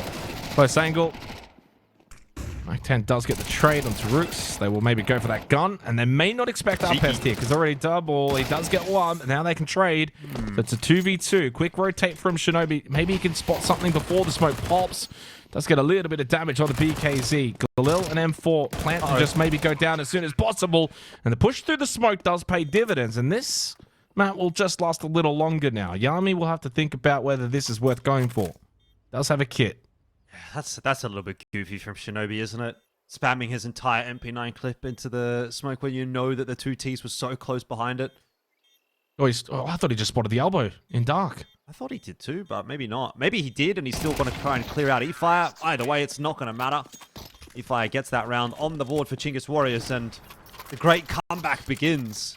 Well, we could be here a little longer, Jordan. I'm not saying that Chinggis are going to come back and win this, but this is the kind of game that might end up being a 13-7 or a 13-8. Yep. Not 100%.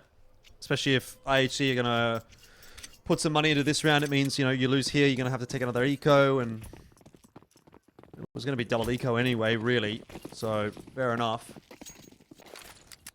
Got 3 grenades in this round. I think Coolast dropped one of them on the corner there at B. But the first grenade thrown doesn't really do much in terms of softening the targets up at all. And it doesn't seem like Chinggis Warriors are messing around too much. They're going to play a little quicker there in Banana. That's going to force out some of that CT util as they hear those footsteps. And there's such a scant amount of CT util as it is that it's quite unfortunate for IHC. They would have liked to have held on to those smokes a little bit longer. Yeah, it's an intriguing decision. So IHC could have easily just full ecoed this round. They could have just 5-stack, sent it down mid. Let's move on. Let's go into a buy round. Let's close it out in the next. But they've full bought into this round. 5.7s, Deagle, armor, even head armor for Aapestt.